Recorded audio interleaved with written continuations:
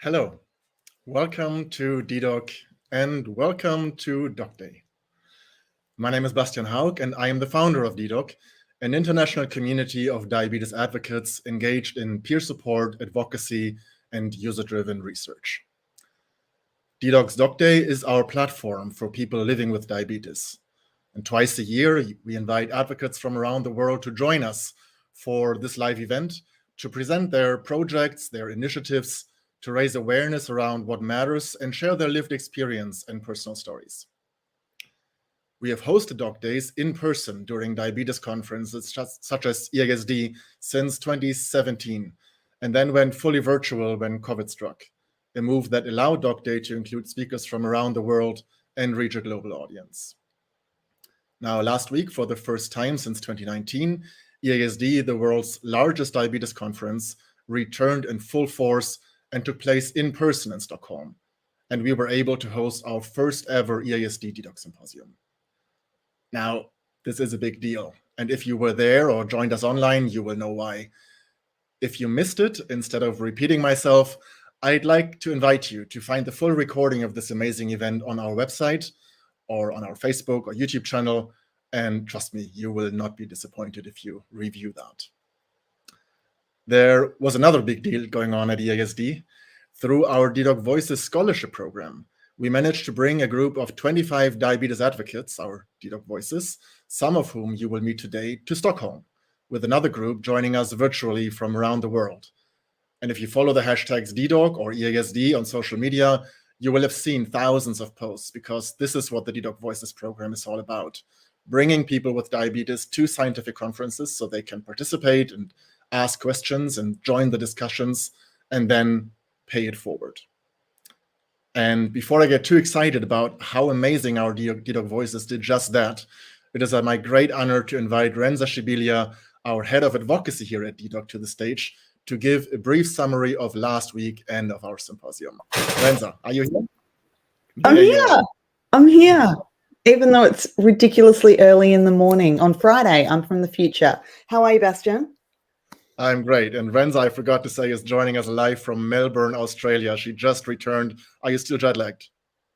You know what? I was getting over my jet lag, and then you made me get up in the middle of the night. So I'm jet lagged all over again, I think. But it's fine. It's fine. It's all good. Tell us about last week in Stockholm. What were your highlights? Oh, I have so many. It was such a remarkable few days, wasn't it? I think for me, it was, living and breathing Nothing About Us Without Us. I have stickers all over my room that I brought back from EASD, and we had these at our booth. To be at a conference where people with diabetes, sure, we may have been there, but very much on the fringes before, but to have such a prominent place at the conference with our symposium, with our DDoc Voices, but also it was everybody expecting that we were there. I can't tell you how many times people said, oh, you're here with DDoc and the DDoc Voices. People know who we are and know that there are people with diabetes on the ground, and it's our rightful place. And as Chantal Mathieu said to us in her welcome at the symposium, you belong here, you have a place here, you are welcome here.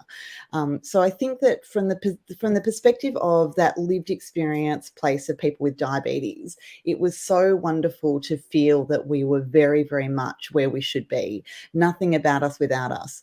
And what an absolutely incredible job our DDoc Voices, so the 25 that were there and also the 25 then that were watching virtually, their reporting of the conference was incredible. They went to so many sessions, and if you have a look and follow the EASD 2022 hashtag on Twitter, the vast majority of what we were seeing in terms of people sharing with their community, it was people with diabetes. It was people from the DDoc Voices program. So I think that the really critical thing for us to be aware of is that people with diabetes have a role and a place at these conferences. And for so many people beyond our Voices program and beyond DDoc, this is the only way that they know what is being discussed, that latest breaking research and about some really important topics as well.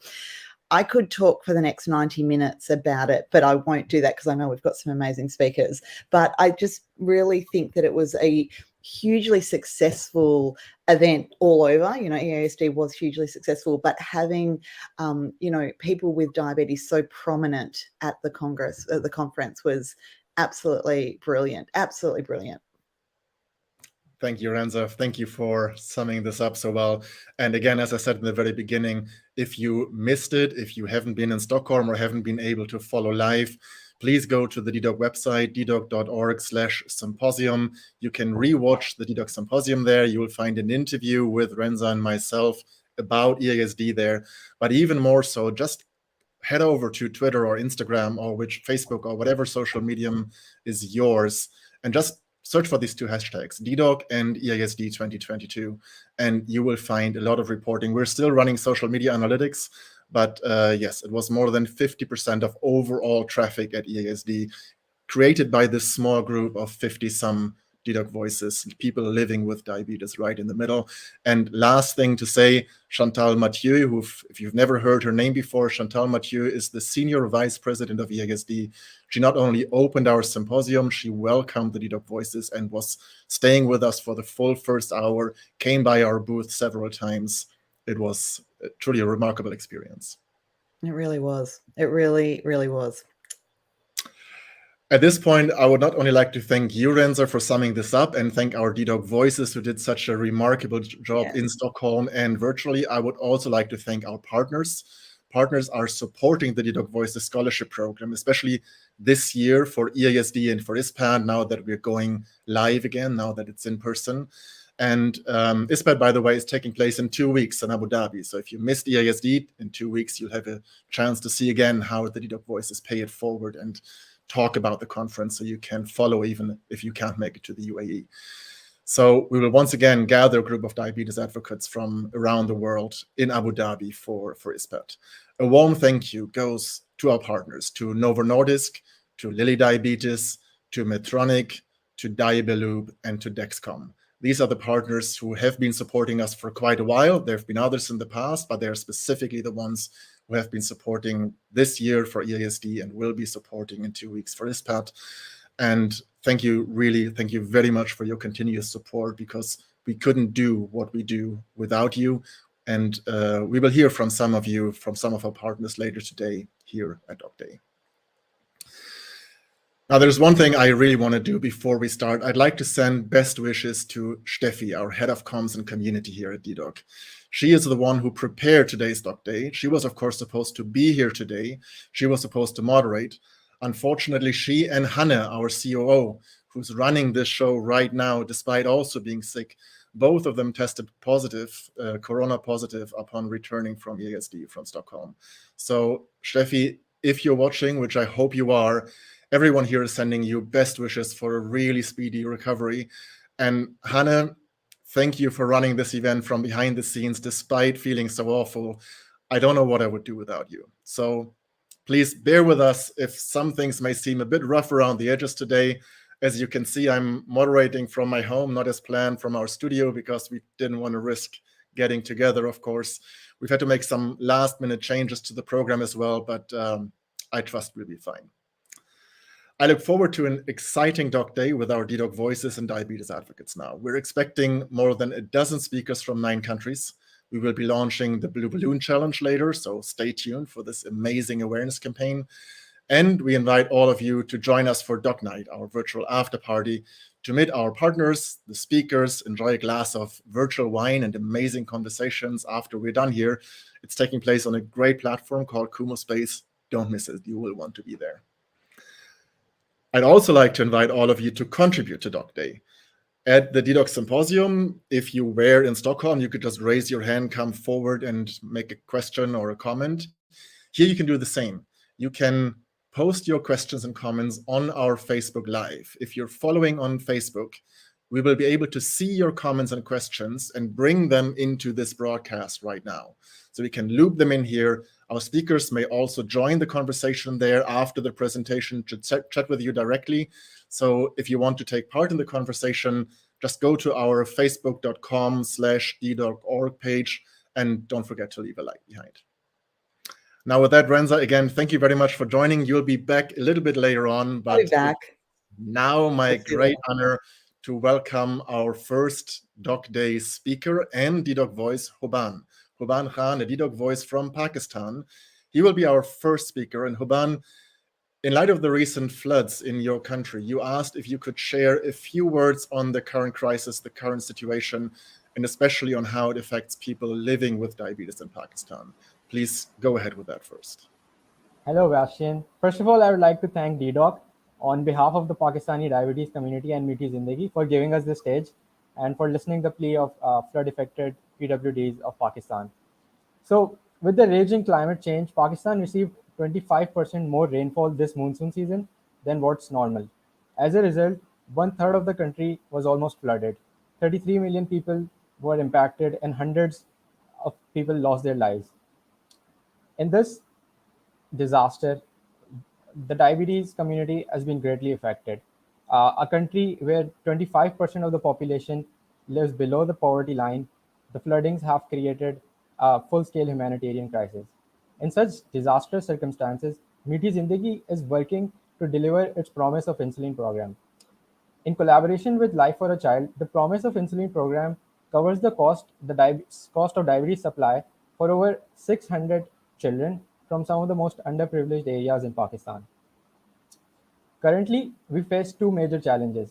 First of all, these children who were registered on our Promise of Insulin program, these are the children who were getting monthly diabetes supplies from us.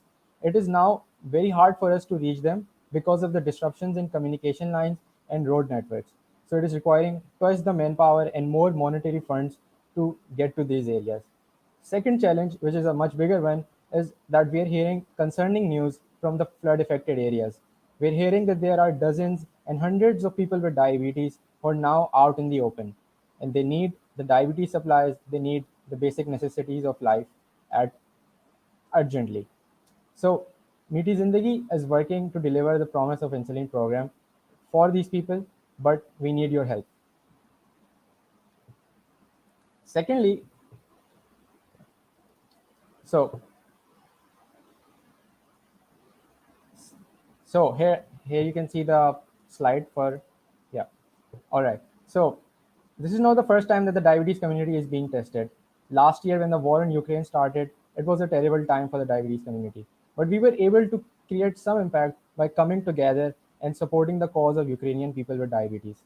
Pakistan is going through a similar crisis right now, and we need to come together as a family.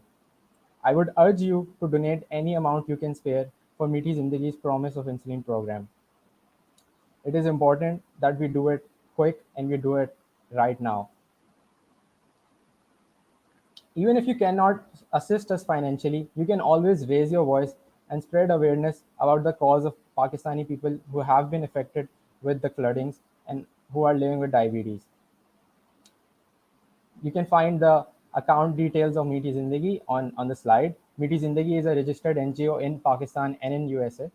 So our bank accounts are actively receiving funds from in USA and in Pakistan to sustain and grow the flood relief efforts. If you want to get in touch with us, you can get to meetizindagi.org or you can contact me directly for more details. I would simply finally request you to pitch in and help however you can. Thank you.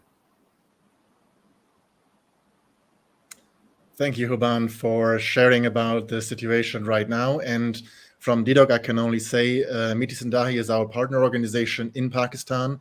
It's run by Sana Ajmal, who we've been personal friends with for a long time. We've been collaborating for a long time. And Hubban, you're of course a DDoc voice. We will see you and Sana, your president, at ISPAD in the UAE in 2 weeks. And we hope this call to action, call for support, will help you to help people with diabetes in your country that are affected by the current situation, the floods. We do this very rarely at DDoc and the Doc Day. We did it last time at ATD Doc Day just after the Russian invasion of Ukraine.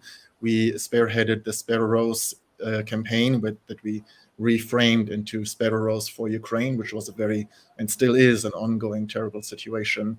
We allowed Hubban and Meeti Zindagi to come live here now. There is multiple crises going on in the world all the time, at all times, specifically affecting people living with diabetes, because it is We'll hear more about this later on, about some other places where crises and living with diabetes comes together. But Hubban, thank you for this call to action at the very beginning. Now let's come to the real reason why you're here, because we contacted you before the floods, and you wanted to talk together with our DDoc voice from the Philippines, Johanna, who I would now like to ask to come to the stage and join us. Johanna, you and Hubban, you wanted to talk about mental health and how diabetes and mental health go together and cause so many challenges for many of us. I will leave you to it because I know you have prepared a conversational presentation around this, and I look forward to hearing it. Thank you. Thank you, Bastian. Hubban and I are not healthcare professionals who can give medical advices, but we are happy to share our diabetes and mental health journey.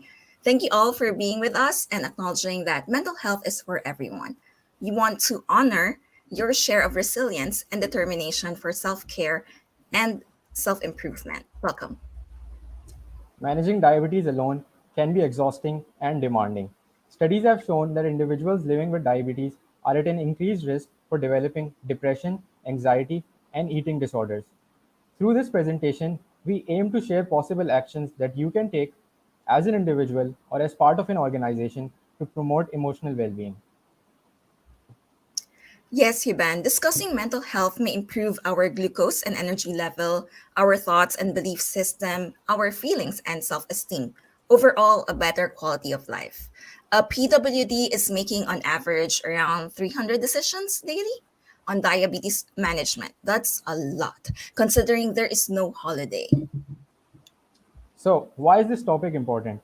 Well, findings from the CDC show that people with diabetes are 2 to 3 times more likely to develop depression across their lifespans. Stress is part of life, but if we are not able to take good care of ourselves, it can affect our diabetes management, eventually leading to a diabetes burnout.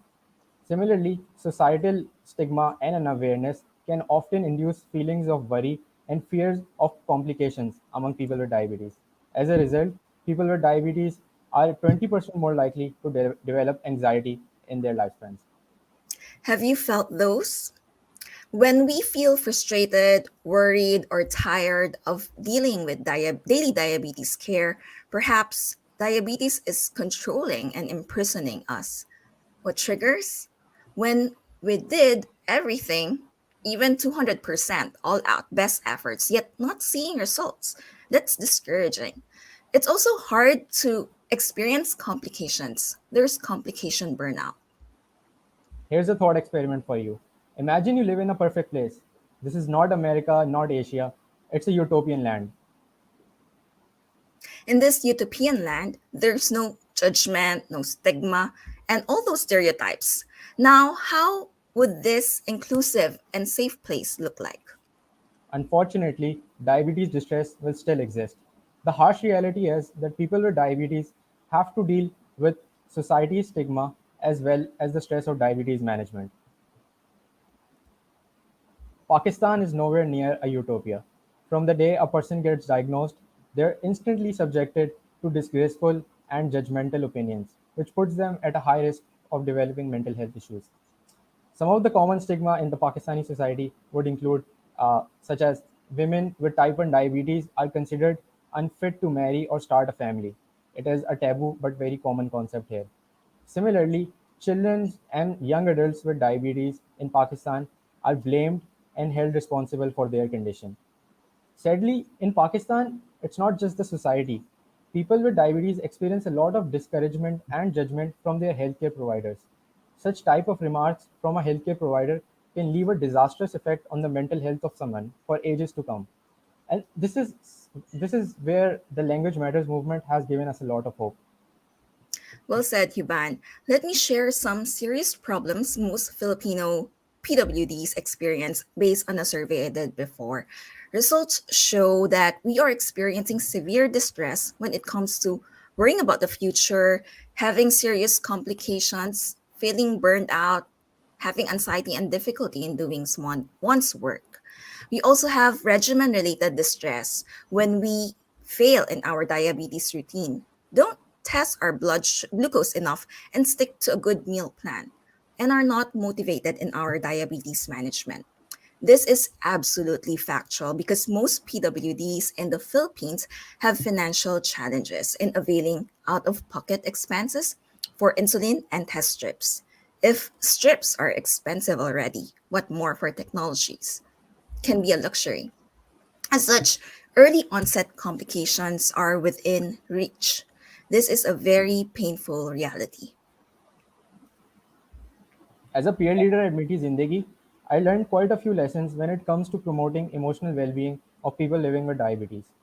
First things first comes awareness. Meeti Zindagi values raising voice for people with diabetes and their issues.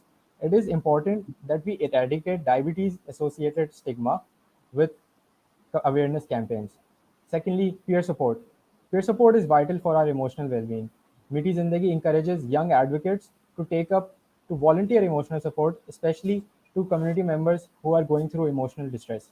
And lastly, community interaction. The pandemic has made us realize how important an online community is. Meeti Zindagi strives to provide a private and safe space for people with diabetes to engage online and share their emotional burdens and realize that they're not alone. The photo you see on the upper left is of what we call a tea day. The word tea is derived from therapy. The concept is to come together over a cup of tea. At tea days, everyone is equal. And even when we have healthcare providers at a tea day, they're not there to judge or lecture people. Instead, they just listen and talk about their experiences. On the right, you'd see a picture of a camp that Meeti Zindagi held. Diabetes camps are very good activities when it comes to promoting diabetes education because the traditional modes of diabetes education are often overwhelming and stress inducing. Love the MZ initiatives. I like how you focus on the community level so that we don't feel alone in this diabetes warfare. On an individual basis, I want to share my long battle in accepting diabetes. Back then, I had a high distress as I saw diabetes as an emotional burden. I would tell myself, this is too much. Diabetes controls my life. I'm angry, scared, depressed. Will I have serious long term complications no matter what I do? Will I be accepted? It is like there was a never ending day to day storm. The demands were overwhelming. Can we just ignore or eliminate diabetes? How I wish. But that's rather impossible. If we ignore our self care, that's like a foul. We are inviting trouble. Let me tell you what worked and what didn't. First was the ugly lie, believing I am alone. I was in a web of lies, blaming everything because of diabetes. The 5 stages of grief were rather a long road to travel. I simply wanted to fix all these diabetes problems instantaneously. What worked? Psychotherapy. It's okay not to be okay. There is no shame in asking for help. We can breathe in and out. Patience in doing a lot of trial and error too. Mindfulness also works. We can ask ourselves, what's going on? How's our emotions and thoughts? How's our glucose level? From there, we can strategize what may work. There are so many options. Would it be exercising, hydrating, asking for help, visiting our HCPs, being grateful, asking for positive reinforcements, etc. Let us also celebrate any small progress we have made. That's part of loving our well being. Second, peer support and family support are both important. When I met Triabetics, I felt so empowered. We were all living with diabetes and are into multisport. Training together gave me such a high adrenaline. How about paying it forward? Anyone can share their blessings. This may not be in a grand manner. Meeting up one on one, messaging others, sharing diabetes supplies are my gestures of love and care. Speaking here right now as advocates does not mean we are immune from diabetes distress. No such thing. Our glucose can still skyrocket to Mars, especially when we are sick. My personal faith tells me not to lose heart, nor let my heart be troubled. We have a purpose for having diabetes. All things will work together for good. as we are called to His purpose. Our encouragement to everyone is to embrace diabetes, join support groups, raise awareness, find your tribe, love them hard. I always believe the slightest help makes a big difference. A salute to all of you. We have come a long way. These are the important takeaways that have helped me and Johanna in our mental health journeys with diabetes. Remember, diabetes does not define us, and that we can be greater than our highs and lows. This has been Hubban Khan and Johanah Co, and we would be happy to connect with you. Bastian, back to you.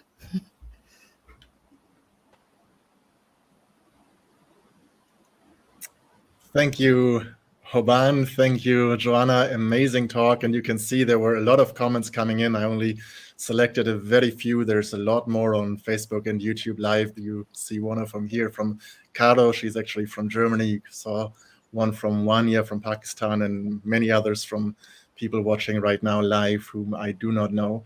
But thank you for raising awareness about how mental health and diabetes reinforce each other to the negative, but also how peer support can help looking through that and coming out brighter on the other side. Thank you very much. Hubban, there's also, I don't want to not show this, a comment on your presentation in the beginning for you, for Metis and Dahi, and for the work you're doing on the ground.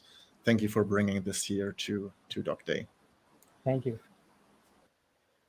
With that, thank you both for coming. And I would like to now introduce our next speaker, Jérôme from Burundi.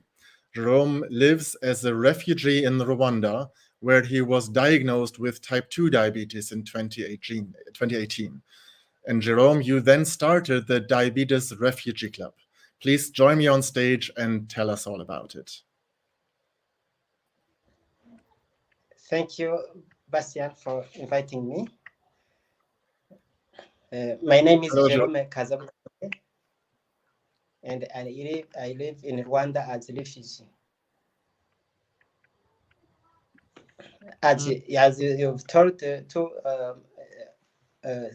audience, I was tested diabetes 2 in 2018, and now I have the club where I can chat with others and still with that disease. Now I have resilience now.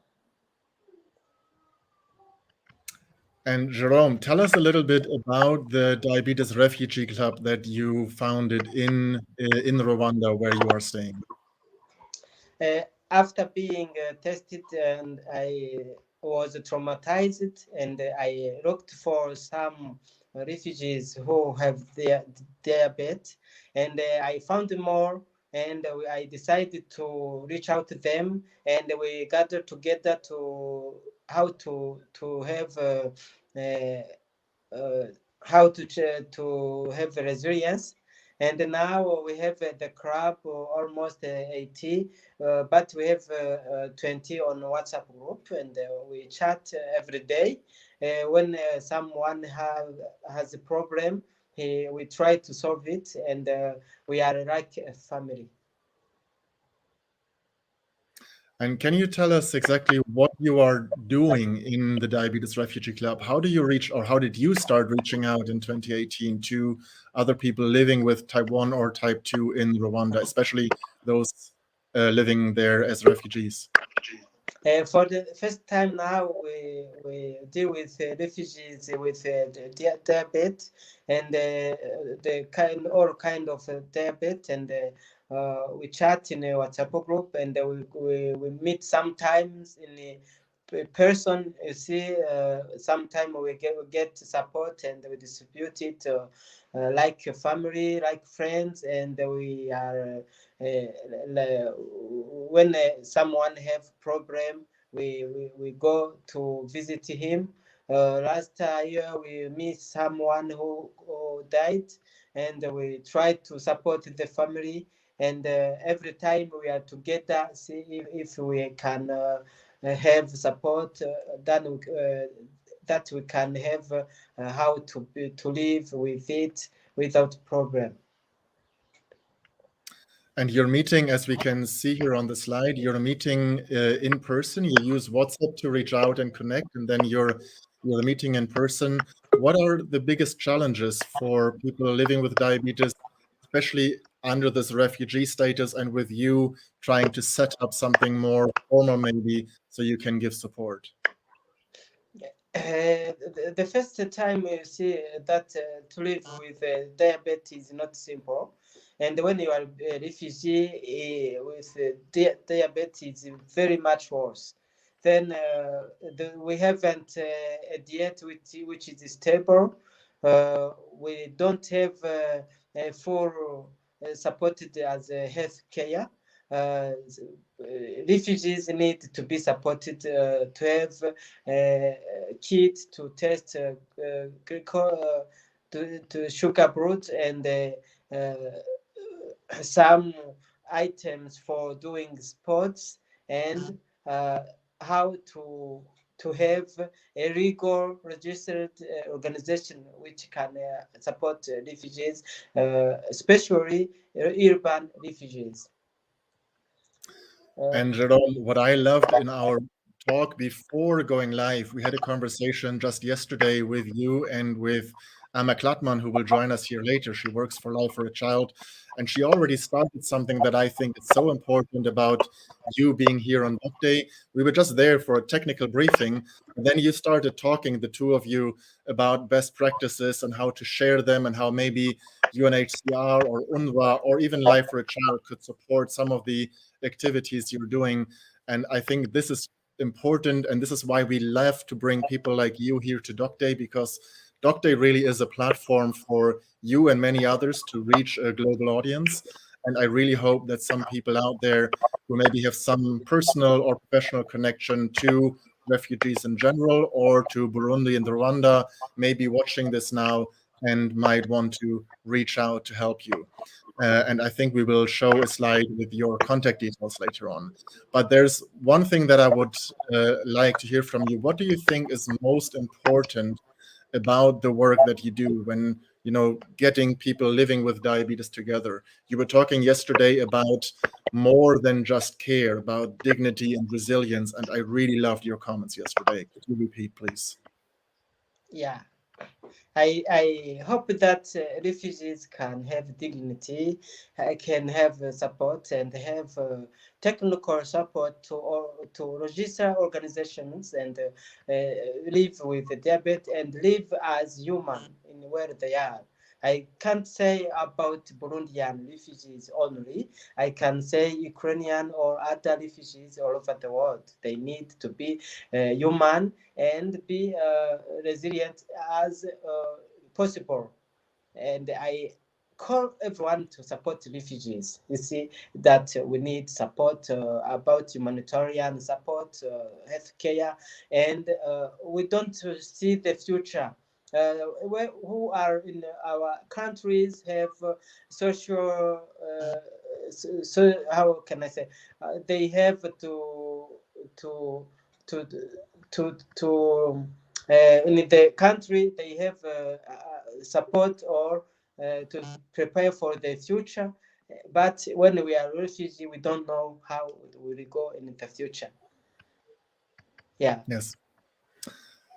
Thank you very much, Jérôme. And here is the slide with your different ways of how to get in touch with you. You are using WhatsApp in your area, in the urban areas where you live, to reach out to fellow refugees with diabetes. This is where one can find the Refugee Diabetes Club on Facebook, on Twitter, on Instagram, and of course your email address. So anybody out there watching, if you want to get in touch with Jérôme because you have maybe experience to share, maybe a best practice and a good idea of what might help, or want to support financially in any way, please reach out to Jérôme directly. And Jérôme can also say that, again, there is comments on our Facebook Live, including one here from Hubban, who was just talking before you. So it's great to see how the community is already coming together.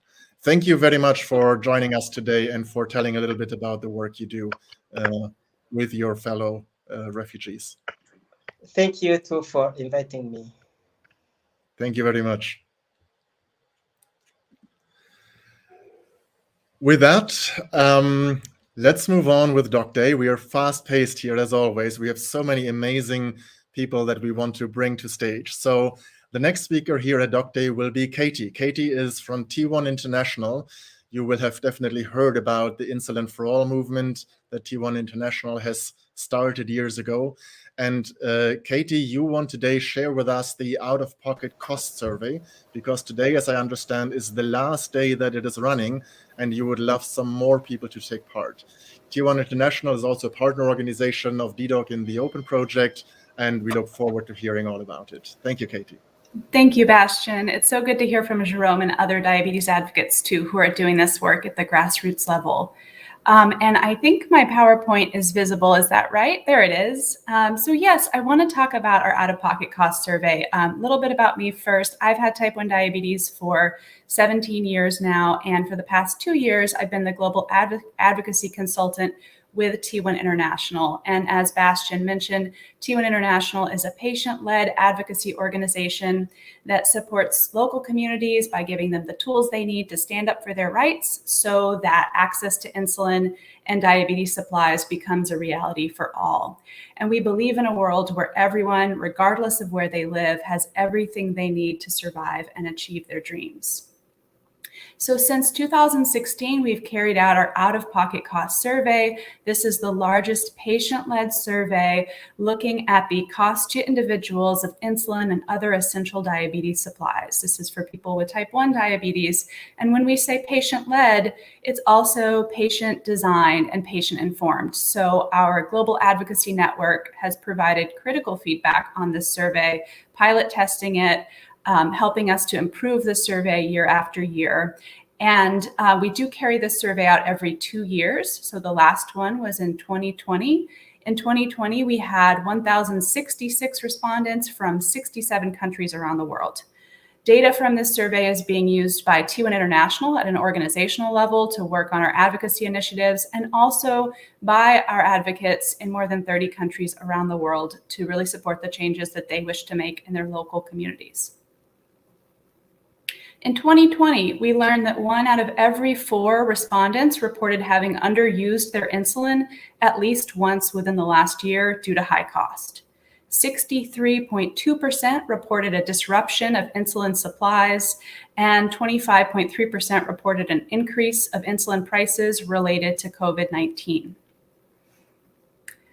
We need to keep building on the data that we learned in 2020 so that we can really show decision makers around the world and in individual countries the true scope of the insulin access crisis. This year, we want to exceed our previous total number of participants and number of countries represented so that we can really hear the voices of more people with type 1 diabetes around the world. And we plan to use this data to support T1 International's 2022 to 2025 global advocacy priority. And this was chosen by our global advocacy network. So our priority is that at the average combined monthly out-of-pocket cost of insulin and blood glucose testing supplies will represent no more than 5% of median income in any given country for people with diabetes by 2025. So that's an ambitious goal. And we really need this high quality data from people living with diabetes so that we can provide a baseline so that we know what we're moving towards, what we're aiming towards, and we can have that foundational data to do so. So we're asking that you take the survey today. As Bastian said, actually the survey closes tomorrow, so it runs through the end of September, but we encourage you to take it today. I'm going to, a link will be shared in the Facebook chat now. You can click on that link. The survey takes about 20 minutes to complete. It's completely optional and anonymous. Unfortunately, the survey is only in English right now. We are working, really drawing on the wisdom of our global advocacy network to change that in 2024. We really hope to expand into other languages because accessibility and research is really important to us. So we're working on that, but right now it's just in English. It's for anyone with type 1 diabetes. It must be completed by an adult age 18 or older, but a parent or caregiver can complete the survey on behalf of a younger person. So you can take the survey today if you have type 1 diabetes, and we also ask that you share the survey link today. This is our final push, and we are almost there at our goal. So thank you so much for listening today, and I'm happy to respond to questions in the chat later. Thank you very much, Katie. And yes, we do support as many of our DDoc voices and as many of our online community to please go out there and take the survey, because it is important that this survey is as global as possible. I think that's one of the things you had to struggle with, that it used to be, or your work started to be very US based in the beginning, and you really to try to be broader in reach. And we are very happy to support that. There is questions here for you. You'll find them in the Facebook later. I think this one you have already answered, that the survey can be answered by a parent for children with diabetes. Yes, that's right, Bastian. And one more thing, I just have to say, our global advocates and global advocacy network is why we have such great representation so far this year. We have data from way more over the countries we had last time, and that's because of our help from our global advocacy network. Wonderful. And I hope it stays that way and you get some big push out of joining us here at docday, and that more people will come and do that so that the data gets even better, because without data, it's you need that data to then work on your advocacy messages. Yeah. Thank you very much, Katie, for joining us. And please do stay in the Facebook chat, because I'm sure there will be more people asking questions about this. Great. Thank you very much. Now, it is my great honor to welcome our first partner. And I hope Elvira Lanen Larsen is here now. She is the head of public affairs, diabetes policy, and patient engagement at Novo Nordisk. Elvira, can you hear me? Please come to the stage. Hi, yes, I can. Yes, there you are. Hi. Wonderful. Thank you for taking some time off. You told us that you are with your child today, so great to have you here. Elvira, you and your team did a wonderful workshop on health capital, exclusive for our group of DDoc voices that were heading to EASD just about 2 weeks ago. Can you maybe summarize that a little bit, and also tell us about the responses to the survey you ran with the DDoc voices and what you learned from that? Yes, definitely. So I think what potentially makes sense is to introduce indeed the concept a little bit, and then go from there. But maybe first of all, very happy to be here and to listen to all the stories and the personal activities that you are sharing here. Very, very honored to be here. And indeed, as Bastian said, my colleagues have earlier this month hosted a session at the networking event looking at something that we call health capital. And maybe first of all, a big thank you for those of you who are joining today and who also have joined that networking session and shared comments. I would like to recap this first of all a bit. And that starts first of all with an understanding that type 2 diabetes is very complex. We're focusing a bit on type 2 diabetes here. And what we do is we try to drive innovation for people living with diabetes and other chronic diseases in our company. But we can only do that if we really understand the challenges that people face. And that also comes from a part, of course, that we understand diabetes is a big part of the life of some of you, of course, living with diabetes, but also there's many other parts that impact how you then live your life with diabetes. So what we've done is we looked at what can be cultural elements that actually impact how you live your life with diabetes. What can be the social structural parts, policies, health insurance. I think some of you alluded to it earlier also in what you have shared, but it can be also the psychological part, motivation, depression. If you are in a situation where you deal with mental resources, what does that mean? And then, of course, lastly, the biomedical part. So how is your body? How has diabetes progressed for you as an individual? How does that affect you? So we first look at these different concepts and try to understand that better. And then we've come to to the concept of health capital. And I will try to summarize this, even though this is a bit of a busy slide and we had a little bit more time at the networking event. But I would really like to summarize it, because that will put some more, I think, knowledge also in a reflection from our end on this.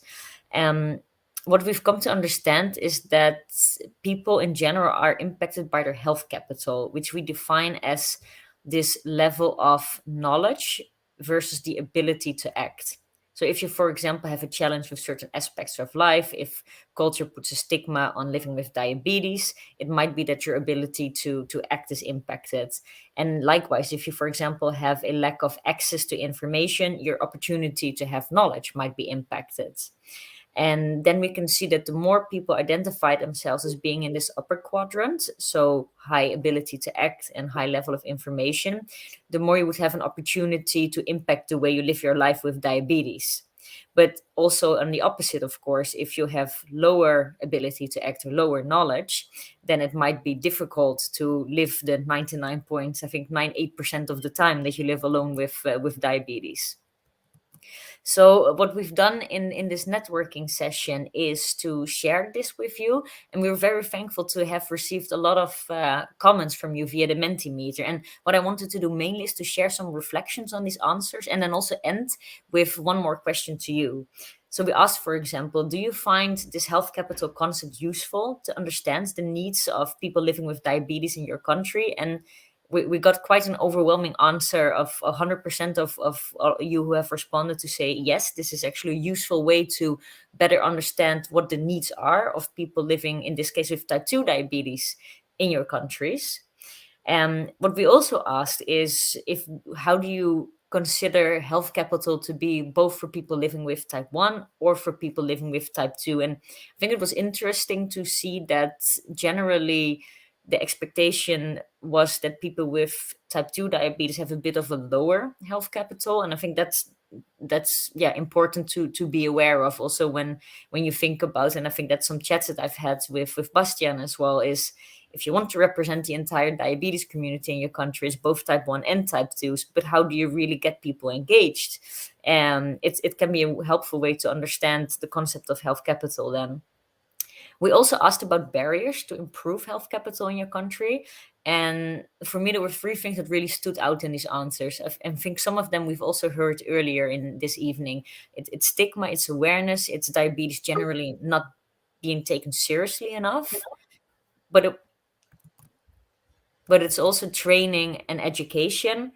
And I thought, interestingly, there was a comment around the short-term focus of politicians and also economic cycles. So that's, I guess, more the social structural element of it that can really have an impact. We then also asked, what can be your contribution as a diabetes advocate to improve health capital in your country?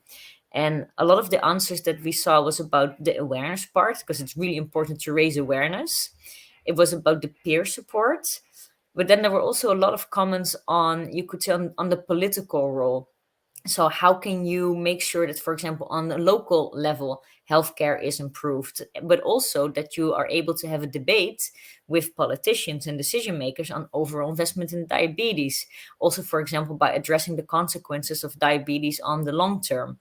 So I think it was quite interesting indeed to have reflections from you. It was the first time that we actually opened up for this concept for feedback without and really have an open discussion on it. And I think it's extremely helpful to see if you actually find it a useful way. And that potentially is actually the question that I wanted to end with. So we are committed to driving change to defeat diabetes and other serious chronic diseases. But we're very aware that it is so important that patient organizations and advocates for people living with diabetes like yourselves have the ability to do so, and that we can work together where it makes sense. And that's why I wanted to ask if you, and I think Bastian will get back to me the answers if you kind of answer in the chat, but it would be really interesting to hear if you find this concept useful in the very few minutes, of course, that I had to kind of showcase it here to you. Because what we can look into is if we could do something a little bit more lengthier that actually put some more meat on the bone to this. We would be happy to do that, but I think the first thing starts with understanding if that's actually your need and your wish. So it's an open question to you to let us know if you are interested, and then I happily take that further up with Bastian and the team. But for now, thank you so much for allowing me this intervention, and also for listening to all of you here. So thank you very much, Bastian, for the opportunity.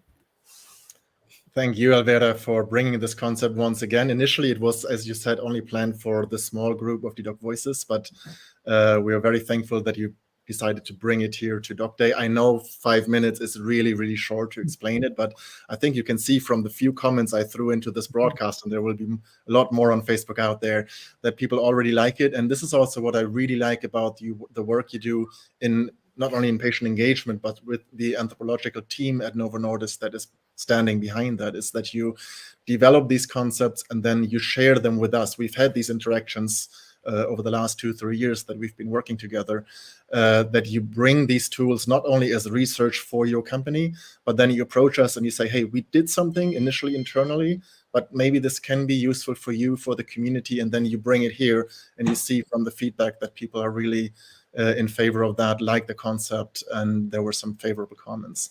The other thing I really like about the work you do, Alvera, here is that, I mean, we only had this session less than 2 weeks ago, and you've already reflected upon it, taken into account the answers you received through that survey, which I think we just gave them to you at EASD last week, and now you're here and also reflecting upon them. So the fact that you're not only presenting, you're also asking, and you're taking into account the answers that will then affect your policy work. I think this is the kind of interaction we look forward to in working with partners such as Novo Nordisk. Thank you very much. Thank you. And we will gather more feedback. And my last question to you is, I'm sure there is a lot more, I know there is a lot more behind it than what you could present in these 5 minutes. When will you bring this on a larger scale to the community so that we can deep dive on the great movies you've been doing with people living with diabetes type 1 and type 2, on the methodology behind? Because I think there is a number of people here who would love to learn more. That's exactly the question I've just put out after we met at EASD to our team of anthropologists and discussed that, because I believe there were some questions on, is there a publication? Is there a website? And actually, no, this was really the first time that we took it out of our, our internal use, you could say, and discuss it with you representing a large part of patient community on a global level. So I think we were a bit overwhelmed by the interest, and the next step for us is to figure out what we can do around that. So if I hear some positive comments here, then you will definitely hear more from that, and we'll discuss how to take that further. Thank you very much.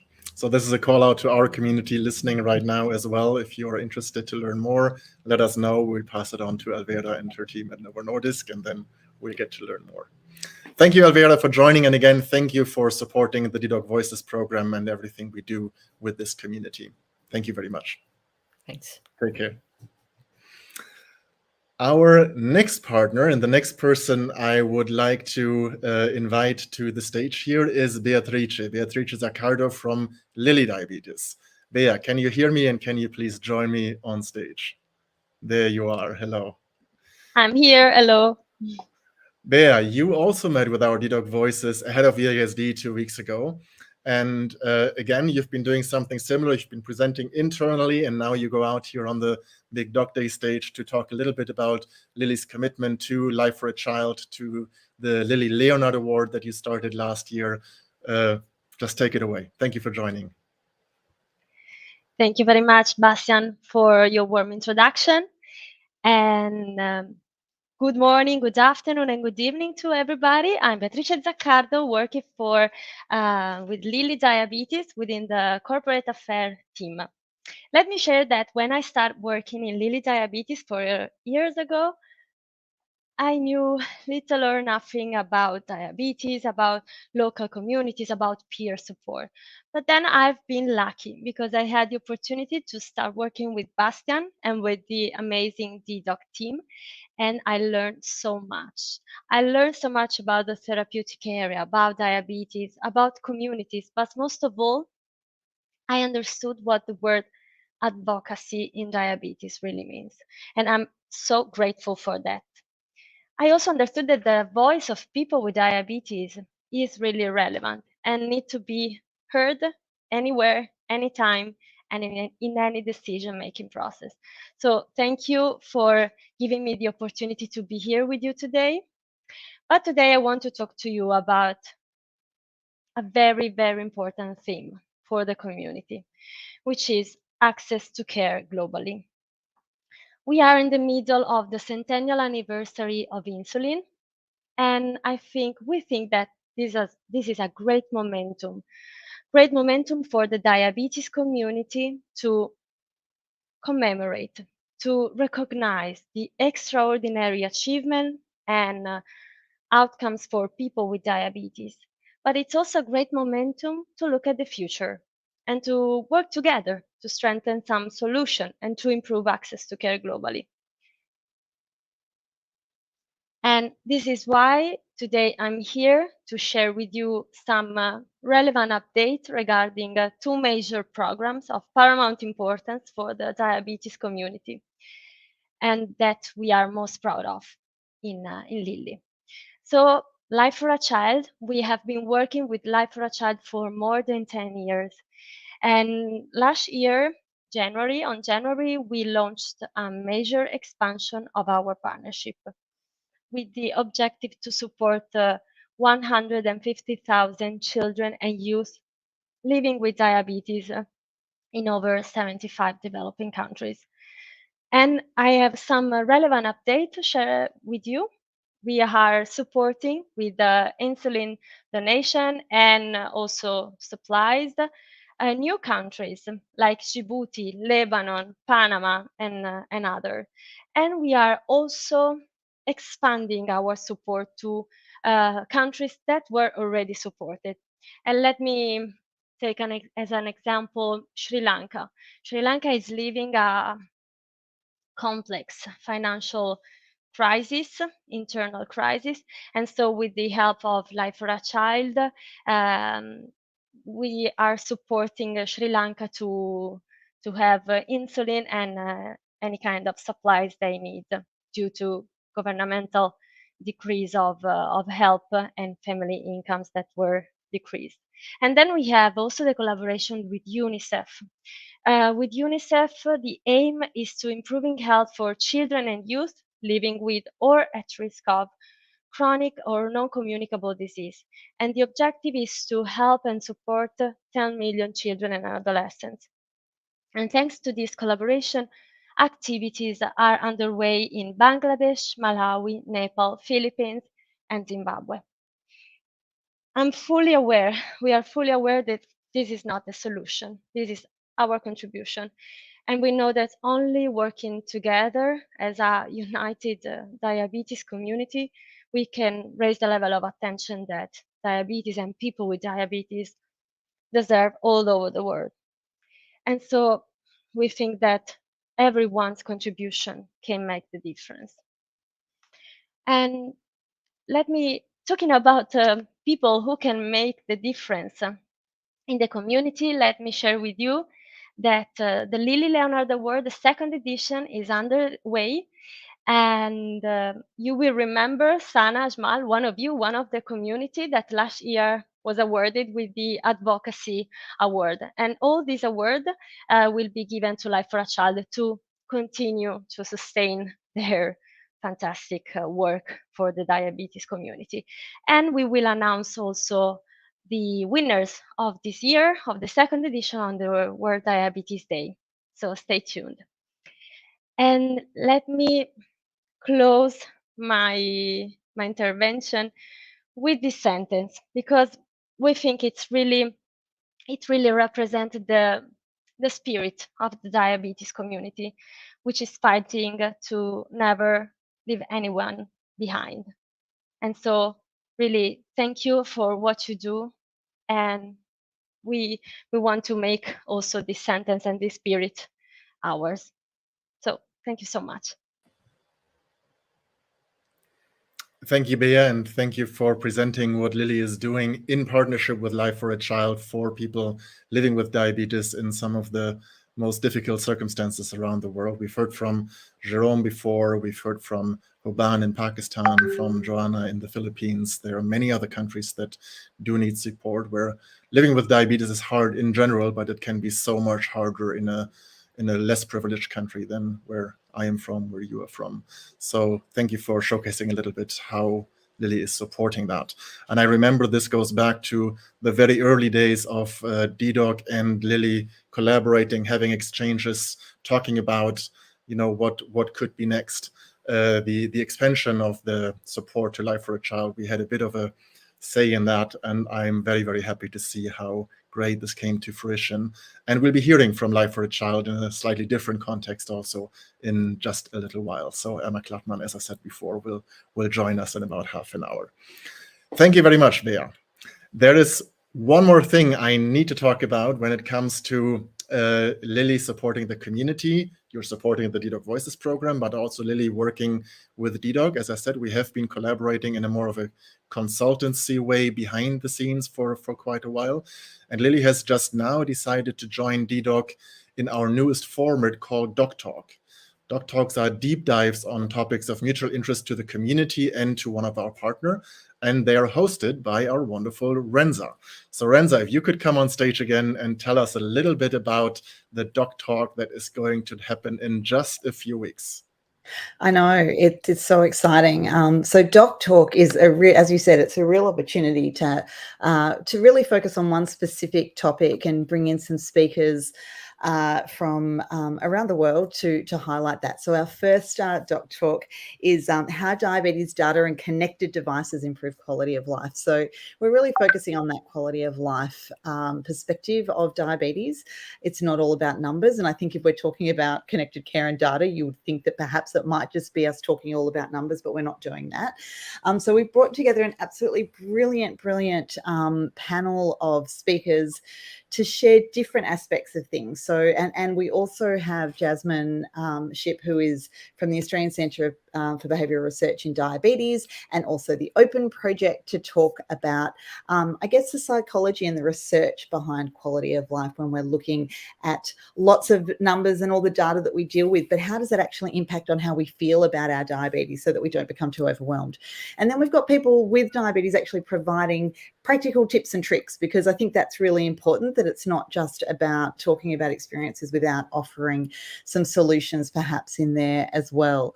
So we have all of our details, and I know that we will be sharing that so that people can sign up and have a look and join in. And it is now I've got it in my date at a different time, so I'm going to actually say it's so if I get this wrong, you're going to have to correct me, because again, it's in the middle of the night. It's the 27th of October, and it's at 7 p.m. European time. Is that right? I don't know. It's like 3 a.m. next year for me. When is it? Whenever it is, we'll have all the details there. We'll show, before we end Doc Day, we'll show all the next dates coming up, but you can also, regardless of which time zone you're in, the easiest way to join our events is to go to our Facebook page, find them there, and just say, yes, I'm going. And then Facebook will remind you in your time zone, so you don't have to wiggle around with Berlin time, Melbourne time, summer or winter time. Facebook will handle that for you. Exactly. And daylight saving has kicked in or stopped or whatever. So it's very confusing. But I know when it will be, because it's in my diary, because I like the Facebook page. So just to give everybody a very quick idea of our speakers, and I'm not going to go into all the topics that they're going to be speaking about, but just to give you an idea of who we've got speaking. We have Amin will be speaking from Germany, who I'm so excited about his talk. In fact, I'm excited about everybody. So we've got Amin. We've got Andrea Limburg from France, who spoke, of course, at our symposium at EASD last week. So she will be a familiar face to the DDoc family. And we have Karina from the US, and we've got Dana Lewis from the US as well. And I think that's everybody. It's 3 a.m., folks. I'm struggling right now. It's not, but that's okay. Renza, thank you very much for joining us at this super late hour for you. And we look forward to you hosting Doc Talk, our first Doc Talk supported by Lilly on the 27th of October. I'll be more coherent, I promise. But I will jump off now and be quiet. See you later, everyone. Thank you, Renza. Let's go back to Doc Day and our amazing lineup for today. Our next speaker is Jean Langford. And Jean is, again, one of our DDoc voices who was just joining us at EASD in Stockholm. Jean, are you there? I am. Hello, everyone. How are you all? It's so lovely to see you again. You were going to talk a little bit about your personal story and how you got into advocacy, and also what you were doing at EASD last week. So take it away. It's always lovely to hear from a DDoc voice herself like you. So ignite the fire in others. Oh, thank you so much, Bastian, and thank you to the DDoc team for having me to present today. I really appreciate it, and I'm so privileged to be here. So I am just sharing my slides there. Perfect. So hi, everyone. My name is Jean Langford, and I'm a DDoc voice. I'm very proudly using my DDoc image there from EASD last week, which was an incredible experience. So just to introduce myself, I'm from Limerick in Ireland. I'm currently undertaking a master's in dietetics. I'm a diabetes advocate in the last 3 years, having lived with type 1 diabetes for 16 years. I'm a member of Midwest Diabetes, which I'll talk about in this presentation. I work for the International Diabetes Federation of Europe, and I am, again, a DDoc voice, very, very proudly. So I just wanted to talk about how I got to where I am today and how I got into advocacy. So in January 2020, well, in December 2019, I wasn't doing so great. And I'm so glad that Johanna and Hubban spoke earlier to mental health with diabetes and the impact it has on people living with diabetes. I wasn't doing so great, and I'd spoken to my sister about it. And when we talk to people who don't have diabetes about having diabetes, it can be challenging for them because they can't take it away.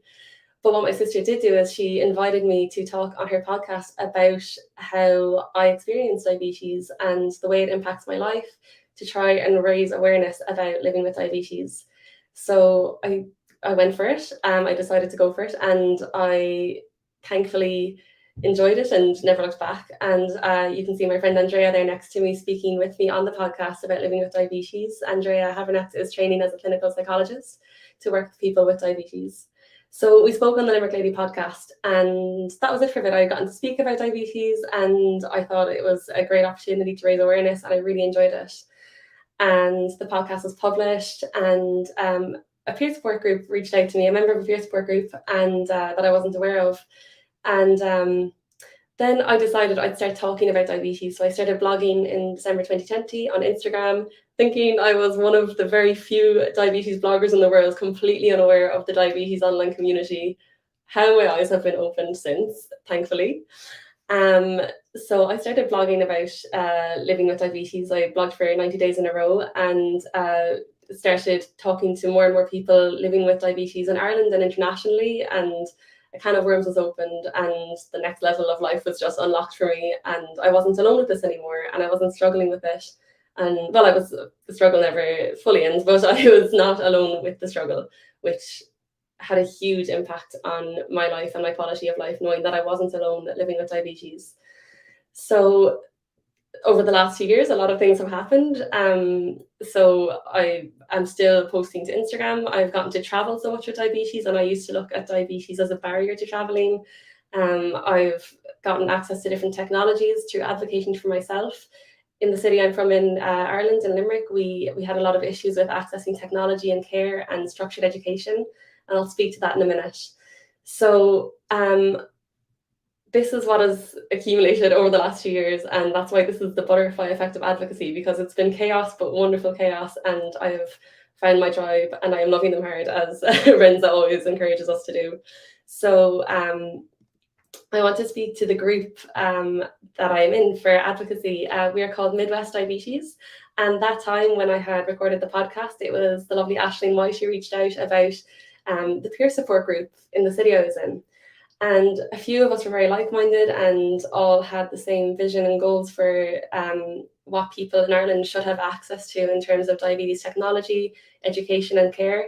In particular, in the Midwest, we had not been doing so great. So we came together and we formed our wonderful advocacy group, Midwest Diabetes. And this is the lovely team members here.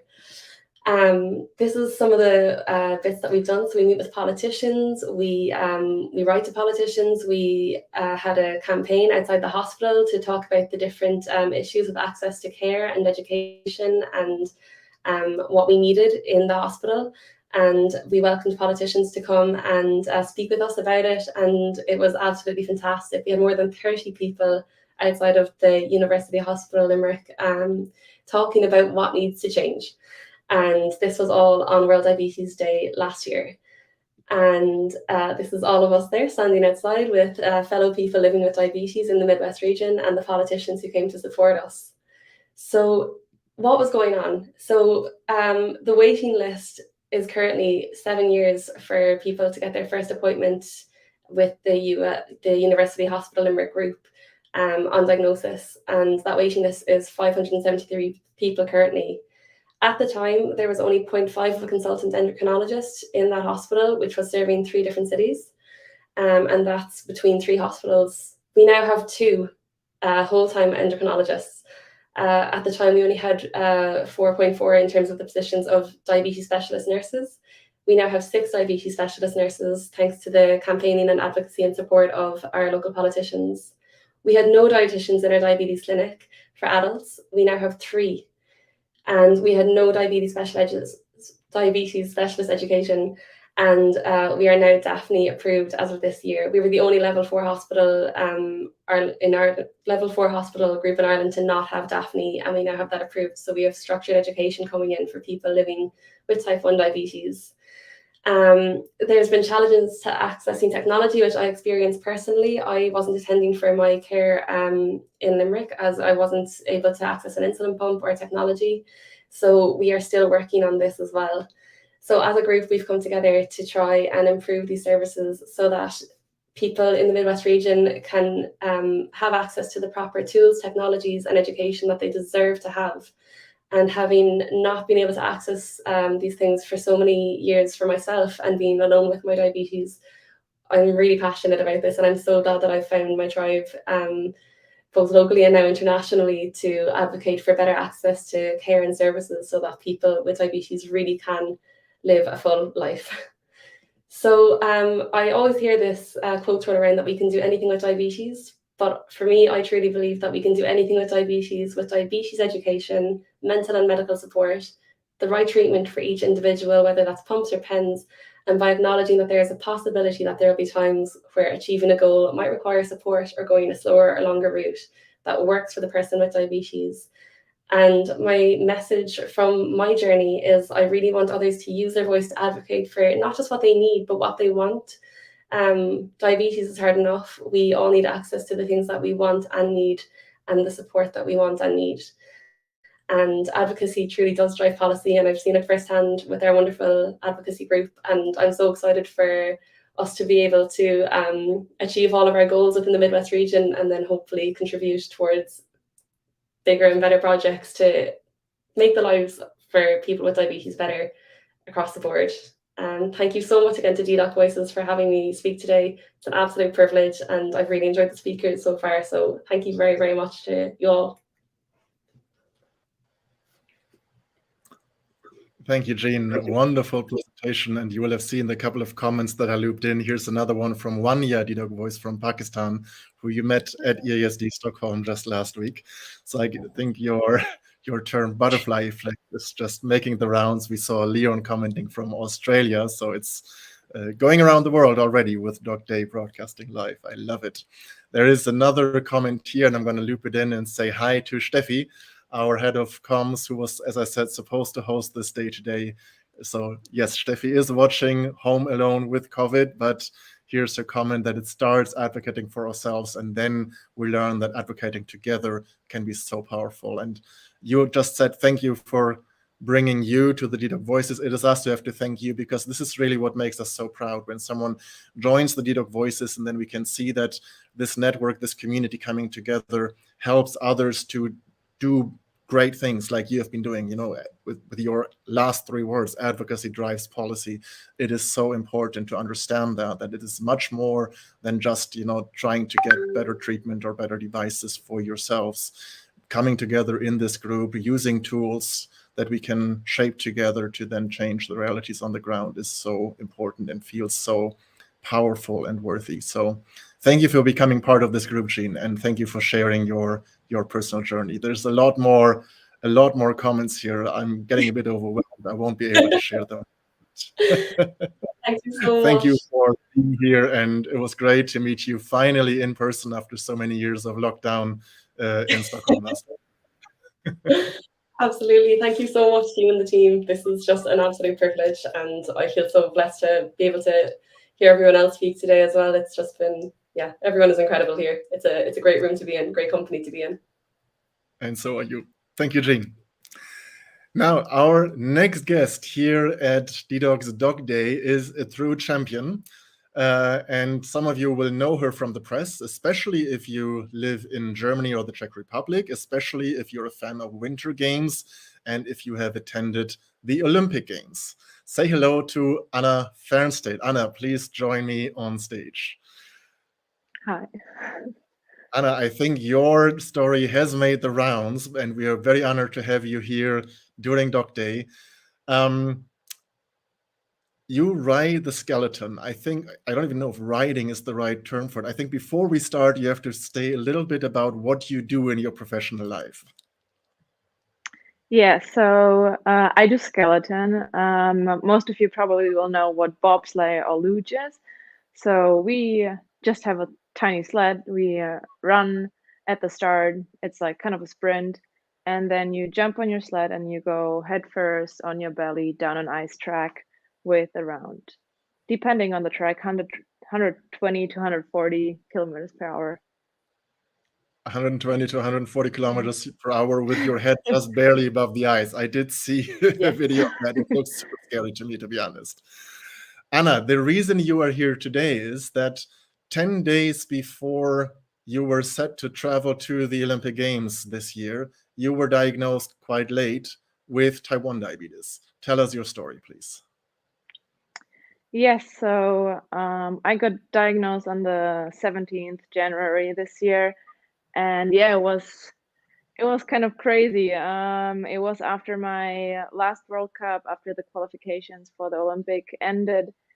And from Christmas, actually, I was feeling worse and worse. I got more and more tired. My pushing got worse and worse. When we were like already training for Olympics and working on my form. And yeah, it got worse and worse, and I was kind of feeling not myself. And in the last week before the diagnosis, that was the World Cup in St. Moritz. It got really bad. I got cramps. I couldn't sleep.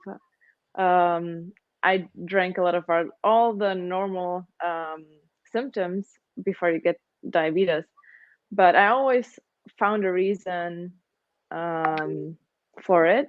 Because I don't know, I didn't know the symptoms.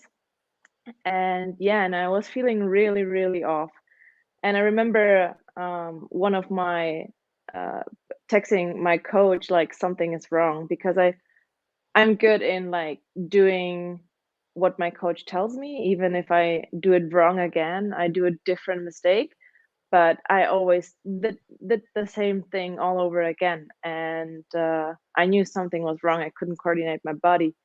And after the World Cup, 3 days later, I was at home and we said, let's go for a blood check. Something really is wrong. And yeah, then I was in the hospital with a blood sugar of 670. And they told me, hey, you got diabetes. And I was like, great, I'm flying to China in 10 days. We really need to hurry up. And yeah, that's kind of it. I think there's two things that are amazing about your story, Anna. The first thing is that you noticed quite early, you said something was wrong because you were in the middle of training, you told me earlier, training for the Olympic Games. And you said you noticed something was wrong with your body because your start times would decrease by 1/10 of a second. Now, for me, I don't even know what the difference between, I wouldn't notice if I was walking 3 seconds slower, but for you as a professional athlete, 1/10 of a second is quite a lot, I guess. It's a lot. It's very much in our sport.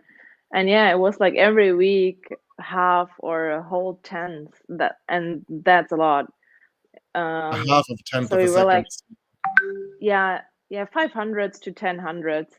And that's quite a lot if you like get worse every week when you're actually training for the Olympics, when you should get better and better and better. And yeah, that was a horrible feeling, because the body feels so weird, and you don't know the reason, and you don't know what to do, and it's so frustrating. Yeah, it's hard. But then the diagnosis went pretty much the same as for everybody here with type 1 watching. It sounds pretty much similar to me, like you had the usual symptoms and eventually a blood test revealed what was really happening. That sounds to me a bit weird, because I always think, professional athletes, you probably have a whole medical team, the trainers, etc. But you didn't suspect it yourself. They didn't suspect it until it was that bad that you had to go to hospital, right? Yeah, we do have like checkups every year, but we have it in the spring every year. So after the season, before the off season starts. And actually, I was in the hospital in December, where I was tested for a virus because I was very sick and I was like vomiting. So I went there and didn't eat anything. I vomited the whole night and didn't drink, didn't eat anything. But the sisters there, they probably didn't know, they tried to see the virus they were looking for. And at that time, I had already a blood sugar of 200. So I probably had it already before Christmas. And yeah, then a big checkup was in January. And then they told me I have diabetes. And Anna, the second thing, of course, that is quite fascinating is I remember when I was diagnosed, I was basically out of business for several weeks trying to get well, okay, it was a different time, 25 years ago. It was before CGMs. I didn't get the proper training in the beginning, etc. You have your whole medical team around you. But still, you decided that 10 days after the diagnosis, you would still board the plane and participate in the Olympic Games. Yeah, so I was very lucky with my medical team, and my doctor. She was like with me in contact 24/7, and we really had to rush. But yeah, my dad has also type 1 diabetes, so I knew a little bit about it. Plus, I knew a lot about nutrition because I'm an athlete. And yeah, it was very, very fast. I was 4 days in the hospital, and then tried to figure everything else. But I was like, I'm not throwing away 4 years of hard work just because I have diabetes. So I was like, we need to do this, and I'm flying in 10 days, and there's no way I wouldn't. So, and then I flew. So how did it work out then? How did you feel at the Olympic Games? You must have lost weight, you must have lost muscle power, but you still took part. How did that work for you also psychologically? Did it hold you back, or did you just go all in? Yeah, so I gained my weight back really fast. That was not the big problem.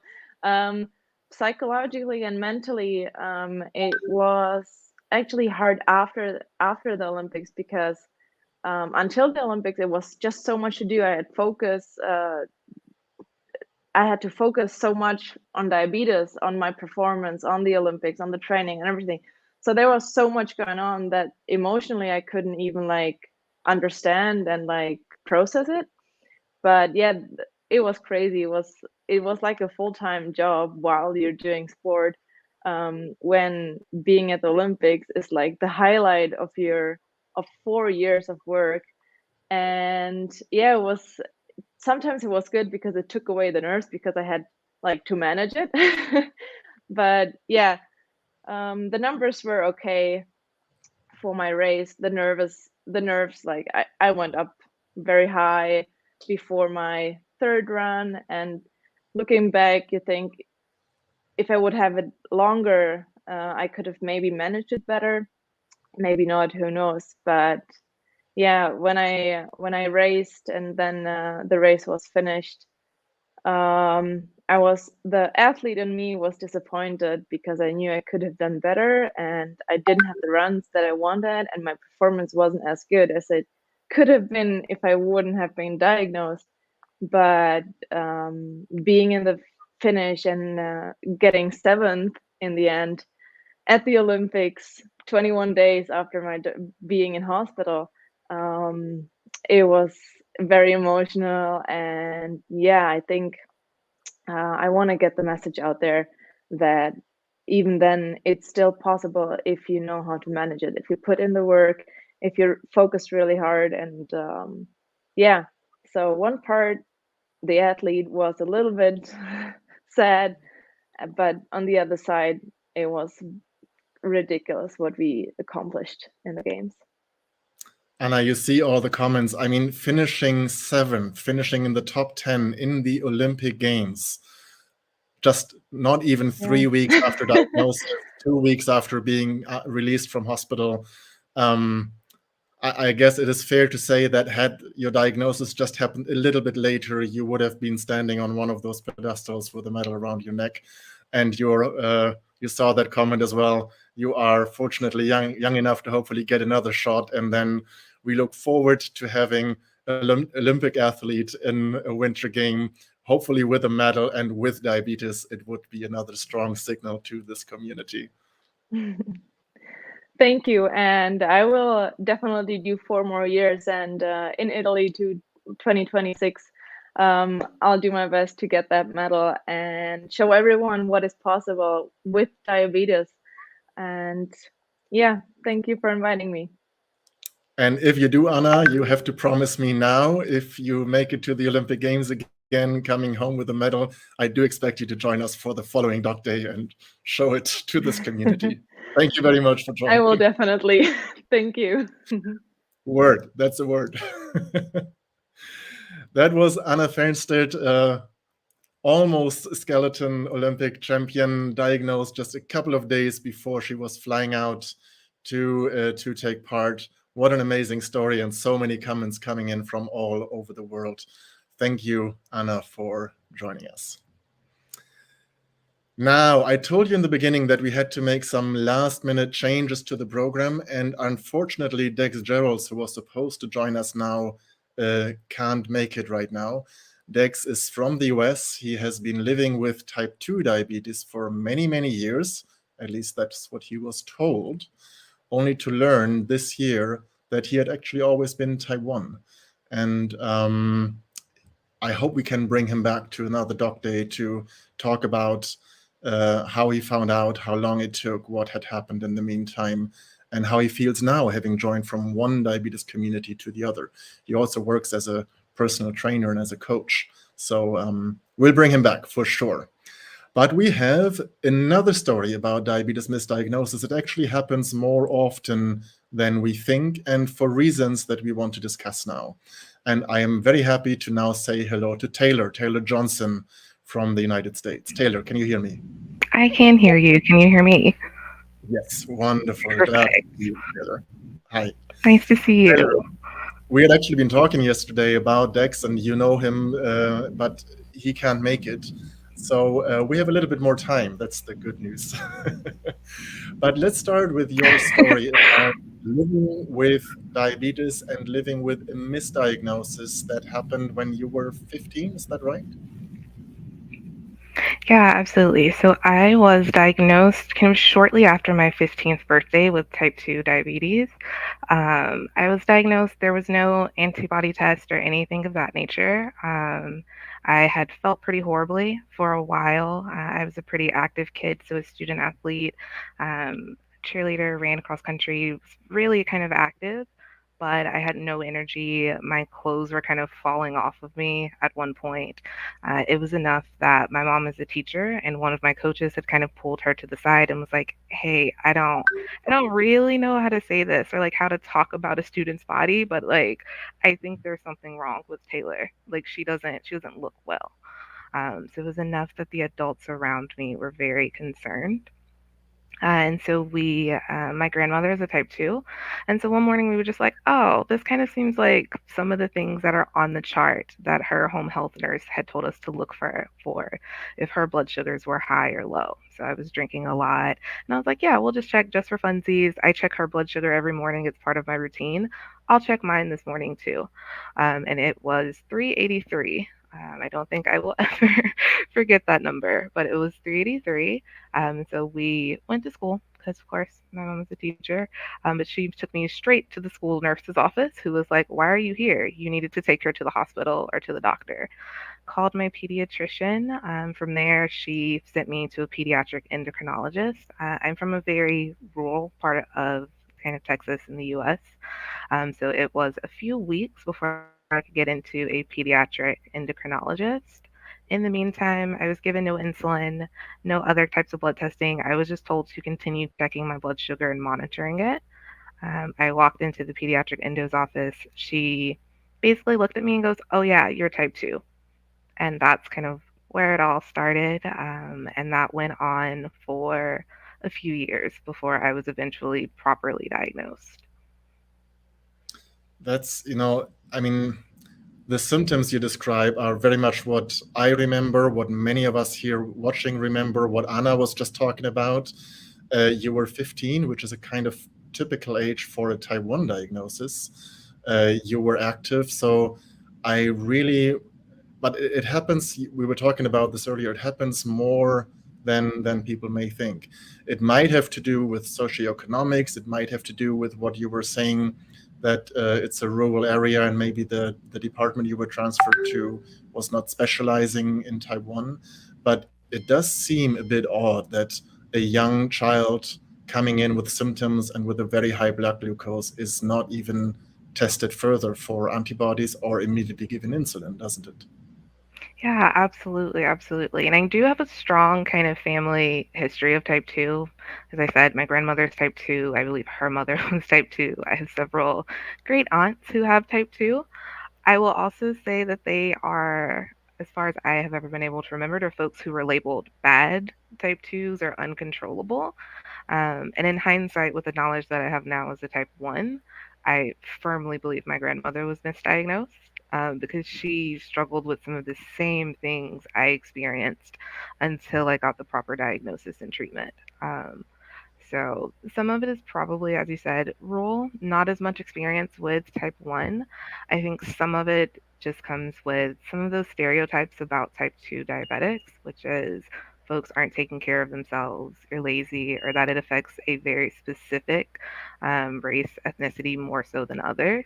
And I think, unfortunately, that doctor took one look at me and was like, "Nope, you look like a type 2." You look And that like you. you look like a type 2. And that was my first experience of that. Unfortunately, it definitely wasn't the last. You don't look like a type 1 is something you hear a lot as a Black person with diabetes in the US. It is surprisingly common. How long, before we dive deeper on that, how long did it take, or how did it come out that you were actually type 1, and how long did it take to get to the right diagnosis, the proper treatment, etc.? Absolutely. Not until I was out of high school. So I was diagnosed at 15. You graduate high school at 18. So at least a 3-year time span in which I was given metformin and told to exercise and eat less. As a child, as a 15, 16-year-old teenage girl, I was told to eat less, to exercise more, take this medicine that made me feel absolutely terrible. During that time frame, my blood sugar still would not go below like 200. I was still pretty elevated most of the time.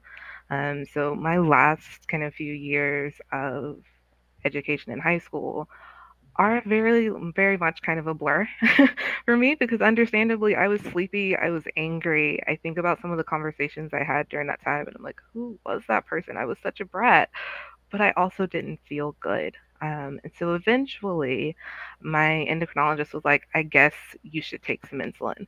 And I was like, yeah, please. I'm begging you. I know insulin brings people's blood sugar down. I feel absolutely terrible. I'm doing all the things. She was like, no, you're clearly still sneaking food and things like that, but I'm just going to give you insulin to try to do something about it. And so she prescribed me Lantus.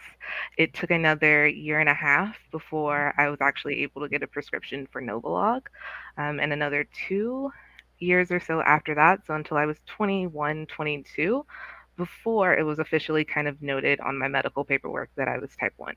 And during that kind of time frame, I had to beg for prescriptions for short-acting insulin. And this is despite, and I want to be very clear, I had insurance. It wasn't an issue of access or kind of socioeconomics and having funds and things like that. It was kind of very clearly people just did not believe that I was a type 1. Now let's talk about that, because that is the topic that is really close to your heart, and we discussed a little bit about that beforehand. What do you think was the issue in your case, if it was judging just by the looks and giving you insulin, although people still, the medical professionals still thought you were type 2? What do you think is the issue behind? Yeah, I am, despite working out a decent bit and things like that, I'm not a small person. I am a fairly kind of curvy woman. I'm a Black woman. That comes with a whole kind of host of assumptions about the way I eat, and how I take care of my body and how seriously I take my health. Often things we're told are, you're eating too much, you don't want to diet or eat healthy because you want to keep your curves because that's popular with people like you, and things of that nature. There's also just that very strong, your family has this is what Black people have. Black people don't have type 1, they have type 2. And as an individual and as someone who didn't know kind of the things that I know now, we just accept that at face value because our doctors they're supposed to be the ones who know these things, not us. And so I'm like, yeah, that makes sense. That's what I've seen. And unfortunately, it's not the most unusual story. As I did kind of join online communities and offline diabetes communities, and I met other kind of people of color, very similar stories. Not just Black people, but anyone who kind of falls into different ethnic groups have kind of experiences of not being believed by our providers or being told that, I don't think you're doing the things you're telling me you're doing. And why do you think, zooming in on that, why do you think it has to do with you being a woman of color? Is there a certain bias in the medical community that goes beyond? You talked about your body type before. Now that may be one that should be regardless of whether you're Black or white or whatever. But there seems to be a bias or a stigma towards, you were mentioning that earlier, towards you as a person of color not wanting to do or having certain habits or Yeah, so there's some if you ever want to go down a very kind of nerdy rabbit hole about the history of kind of diabetes and how we ended up with different types and things like that, at one point it was considered a very affluent disease that people of color were just not human enough or smart enough to have. And then as history progressed and we got different types of diabetes, it became one group of people who was more well off, who looked a certain way, got one thing when they were children, so type 1s, and us lazy, poor people, things of that nature, got type 2. And so being Black is very much kind of still rooted in some of those stereotypes from the past. And unfortunately, they still linger and carry over into our medical care. And what do you think the community, this community, your community in the US where you've been experiencing this can do about this? You know, reverting back to what Jane was saying, the butterfly effect and how advocacy changes policy. What can we do about it? What are you looking to do about this, not for yourself, but for the community as a whole? Yeah, absolutely. So I love conversations and I love talking to folks. And I think that's the main thing we have to keep doing. And this is for everyone, no matter where you're at. We have to keep having tough conversations about how race impacts our experiences with healthcare, and in ways that go beyond access. Access is a huge issue, absolutely. And we talk about it a lot. But often I find that people are more uncomfortable diving beyond that and talking about things that aren't as easy to kind of fix. So, like, economics are an easy thing for most of us to understand. The experience of someone of another kind of racial or ethnic group takes a bit more, to have those kinds of conversations. So we've got to have them in a way that means we're genuinely listening. And we're not listening with the intent of trying to make that person feel better or fixing the problem. We need to be listening to actually understand so that we're better equipped to advocate for change. Because often we can't advocate unless we actually understand the problem and understand what people are experiencing. And to do that, we've got to listen. And again, there's tons of comments out there, many people agreeing with you. And I can only say we at DDoc and here at docday, we are very much open to having tough conversations. And I would like to thank you very much for coming here. As so many others said, thank you for sharing your story. Thank you for coming here and talking about this, because it is a conversation to be had, definitely. And while it is probably a conversation to be had amongst minority groups in general, I understand that in the US, especially for the community of people of color, that is a conversation to be had. In Germany, where I live, it is maybe more a conversation for the Muslim minorities here who face similar stigma, similar bias in the healthcare system and beyond, of course, but where it affects the healthcare system on top of everything else. And a person living with diabetes, when it then leads to a wrong diagnosis, a misdiagnosis, we definitely need to work on that. Absolutely. Thank you so much for having me. Taylor, thank you very much. And there's so many comments coming in. It's it would be great if you can jump on the Facebook conversation timeline maybe and just get in touch with people directly and answer their comments and their questions, because there's a lot more. Thank you very much for joining us here today.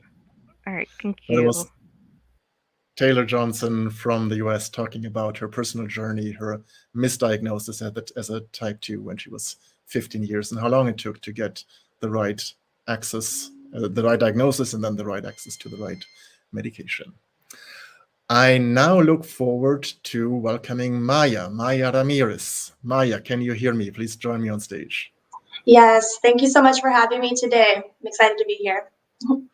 Maya, you were not misdiagnosed. You have a diagnosis that is very different from what most of us here at docday and most of us listening understand when they hear diabetes. You have type 3C diabetes, or pancreatogenic diabetes. Before we start, can you explain what that is? Yeah, so pancreatogenic diabetes basically means either you had partially removal of the pancreas, full removal, or if there's been damage to it. In my case, I did have my pancreas fully removed at 8 months old. I was born with a rare genetic disease called congenital hyperinsulinism, which means that your pancreas overproduces insulin, causing severe hypoglycemia. So it's very uncontrollable. It's usually diagnosed when you're born or early, first couple months of life. But basically, especially when you're fasting, you're having severe hypoglycemia. And there is certain medication that can help control the blood sugars. However, with the specific one that I had, I ended up having to have an entire pancreatectomy. And tell us a little bit about how that started with you. We're just saying it started 8 months, actually started before you were 8 months old, right?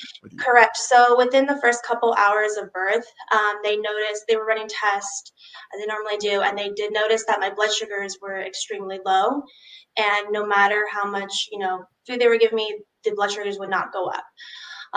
So they started doing different testing, and at that time, they used to call it Misdiagnosis, but now it's more commonly known as congenital hyperinsulinism.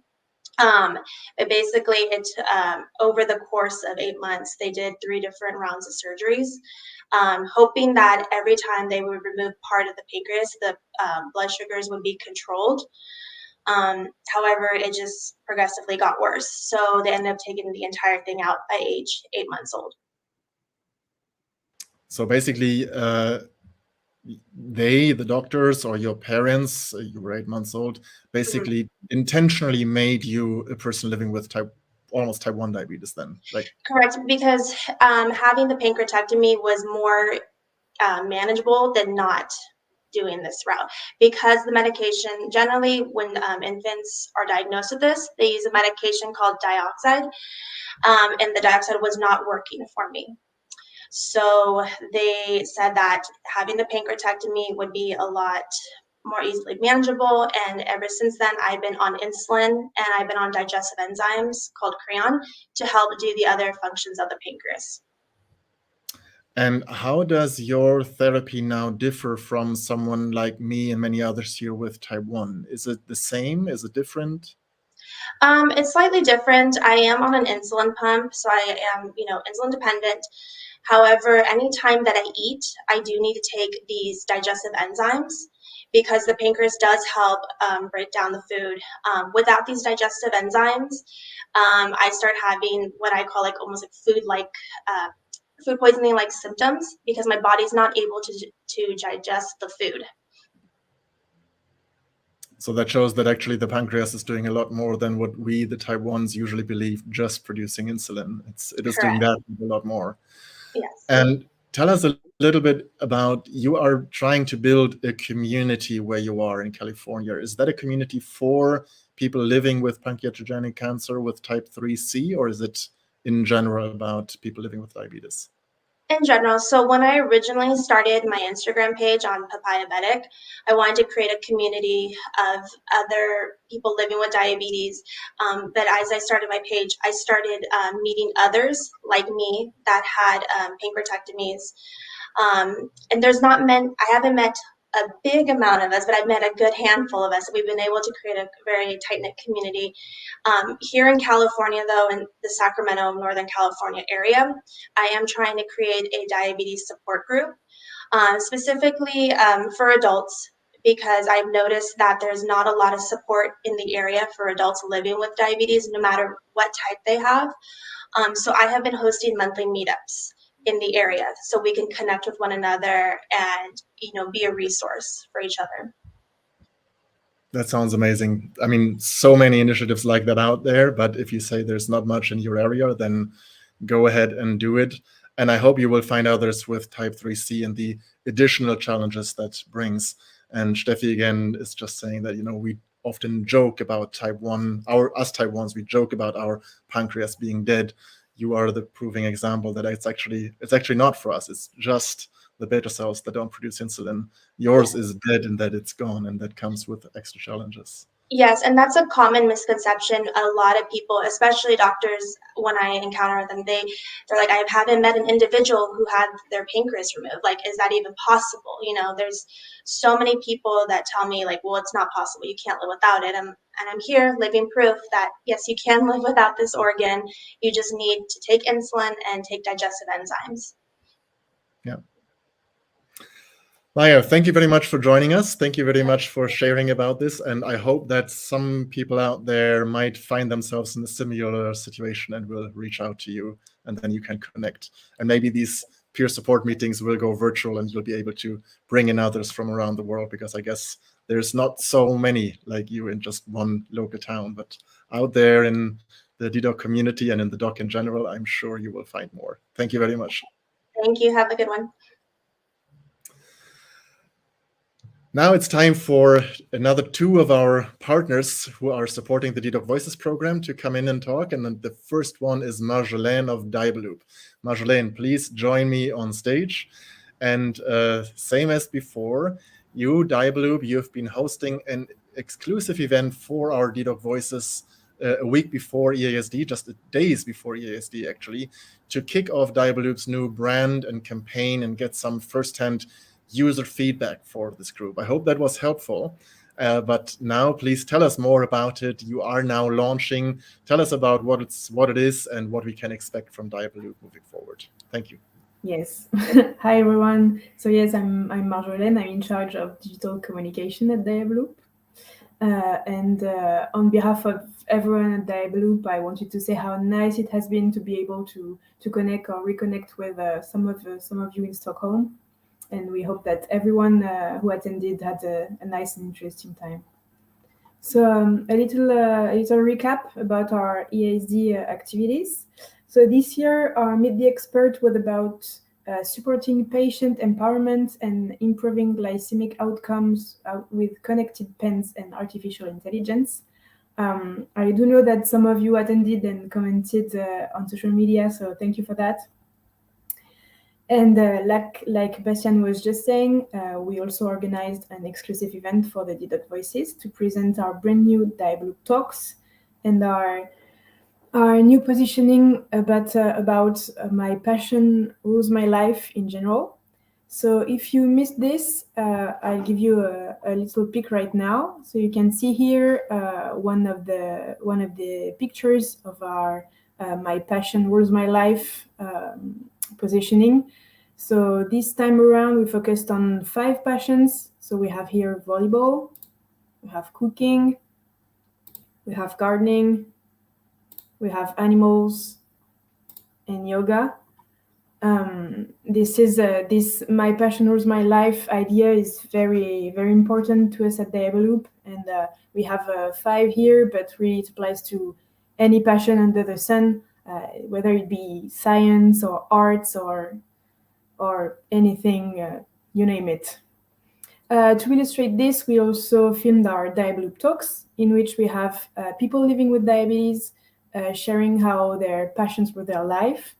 And if you have not seen them yet, we will of course put the link in the chat for you to be able to watch them on our YouTube channel. And please do let us know what you think about them. As you may know, at Diabeloop, we're also always interested in hearing and amplifying your stories, hearing new voices, diverse voices. And that's why we were very happy at EASD to be able to meet with some of you. And to hear about your personal advocacy work, your personal story. We did put a couple pictures on Instagram if you want to see who we have met with. And if we have not been able to meet with you yet, we do still want to hear about you, hear about your story, and that's why we are launching a new engagement program. So what this program is, it means if you have a story about you and your diabetes that you want to share, no matter the type of diabetes, you can contact us, and maybe you will be the next guest editor on our Rock Your Diabetes blog. Maybe you can be in the next episode of our podcast or our next Diabeloop Talk. Yeah, if you have something you want to share, do contact us. If you don't know all the platforms I just talked about, we will give you all the links in the chat so you can know a bit more about this, and yeah, don't hesitate to join us on our social media, and join the communities, and contact us, and stay tuned for more about this engagement program. So thank you everyone for your attention, for your continued support, and we hope you have a great night at Doc Night.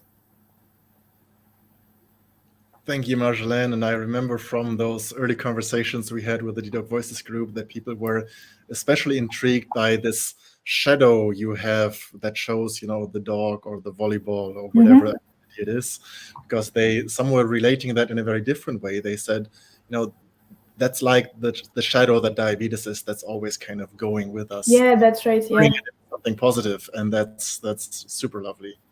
And yeah, it's funny. It's not something we thought about it in the beginning, but yes, it's interesting that it can also be interpreted. But if it resonates like this with the community, then maybe that's also something. If somebody sends you a slogan, something that rules his or her life despite diabetes or with diabetes, then maybe sending them a picture with a shadow like that from your designer or whoever did this would be a super cool thing to have. Like for me, it would be sailing. So me as on a sailboat in a cool background. I love that. But I'm sure this is going to be a fun brand campaign that's rolling out now, and I look forward to seeing more of that. Thank you for showing that here. Thank you again for your long-time support to DDoC and the DDoC Voices program specifically.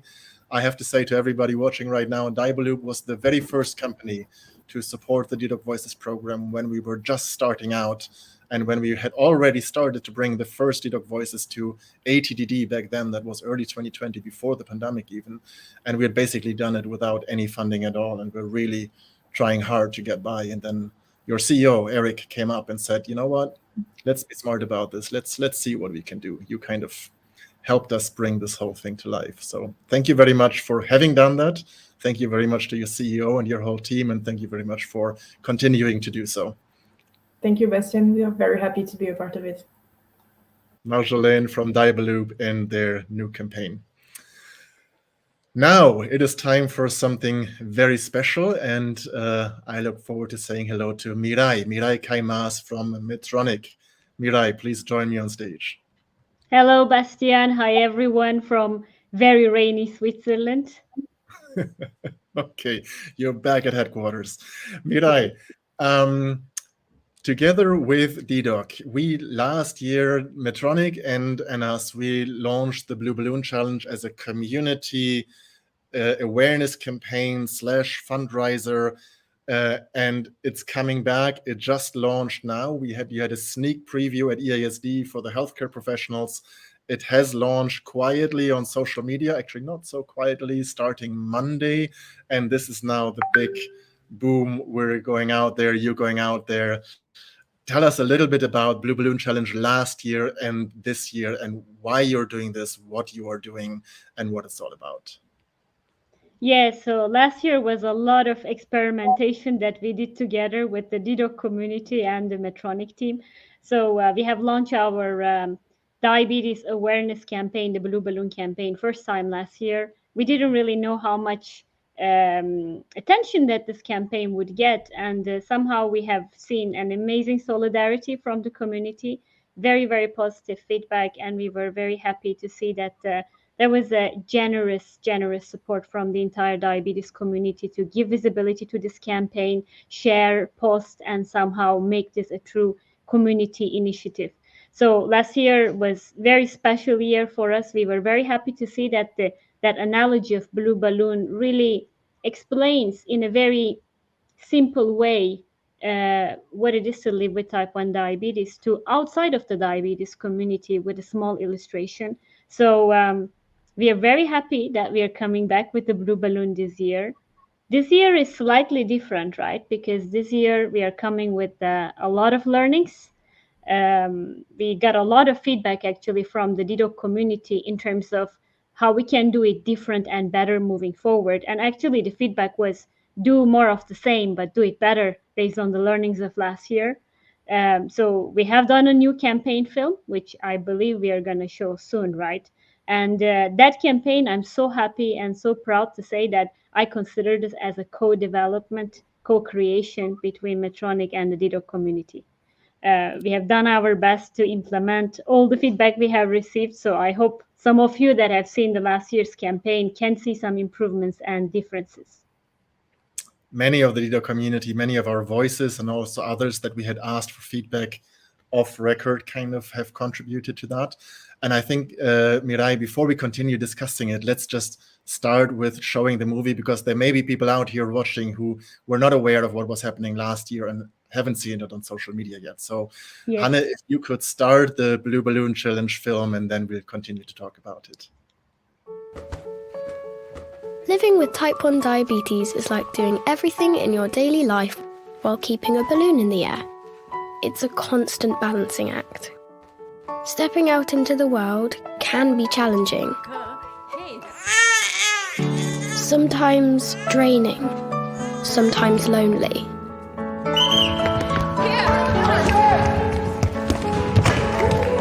It's an invisible condition that isn't always easy to explain, even for us. Sometimes we need the support and guidance of others.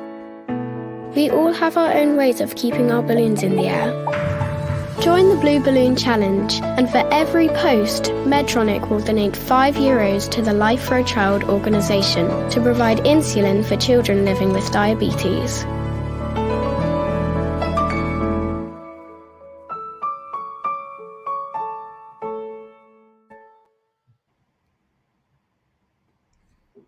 I hope those of you that gave the feedback could spot some differences, right, versus the last year. I love that movie so much, Mirai, because it feels so real. Last year's movie was amazing, but it was very shiny and almost too happy. And yes, that was a lot of the feedback that came, right? It was like, make it more tangible, make it more real, also show the burden of living with diabetes without going too down, but keep the blue balloon and keep the fundraiser for Life for a Child and keep this moment of, you know, doing the challenge, sharing, and then you will be supporting Life for a Child. I think it has turned out wonderful, and I will not be able to bring in all the comments, but I will, while maybe you talk a little bit more about the background, the reasoning behind. You see here, amazing, tears in my eyes, very well done. there's a lot more. Yeah, my eyes are shifting to the comments as I look at you at the same time. Well, this year, as you said, we have put a lot of efforts in bringing bigger diversity in terms of age, in terms of gender, in terms of many other angles, because type 1 diabetes is not only for young and fit people, right? It is for everybody. At the same time, as you said, we have tried to add that illustration of downside of diabetes as well. It's not diabetes is diabetes. So last year's movie probably was a little too polished. And coming back to sharing really the realities around diabetes and real stories, we will have continuation of this campaign in World Diabetes Day, where we want to share real stories of people living with diabetes with the right depth. It's beyond the metaphor. There is so much depth in those stories that we would like to give it a space in our campaign. And this is why you're here today. These real stories can be yours. So if you're watching, what Medtronic, what we as DDOC are asking from you is, it's quite simple. Take a blue balloon, or use the Instagram filter, which will bring a blue balloon into your Instagram story while you just make a gesture, and then suddenly there appears a magic blue balloon in the picture. And take a picture of yourself, take a video of yourself, share it on social media, share it on Instagram, or if you take a real blue balloon, share it on Twitter or Facebook or wherever you are, and put the hashtag BlueBalloonChallenge and tag Medtronic. And for every time that you do this, two things will happen. Both the Medtronic team and our DDOC social media team, we will monitor all these posts. We will collect them, reshare them, collate them into collages on our accounts, because we might then reach out to you later on to bring you back for World Diabetes Day. Because on World Diabetes Day, we want to celebrate how the community comes together and shares how living with diabetes symbolized through this blue balloon that you have to balance 24/7, like we balance the diabetes, how you have, what's your creative side, how you show this.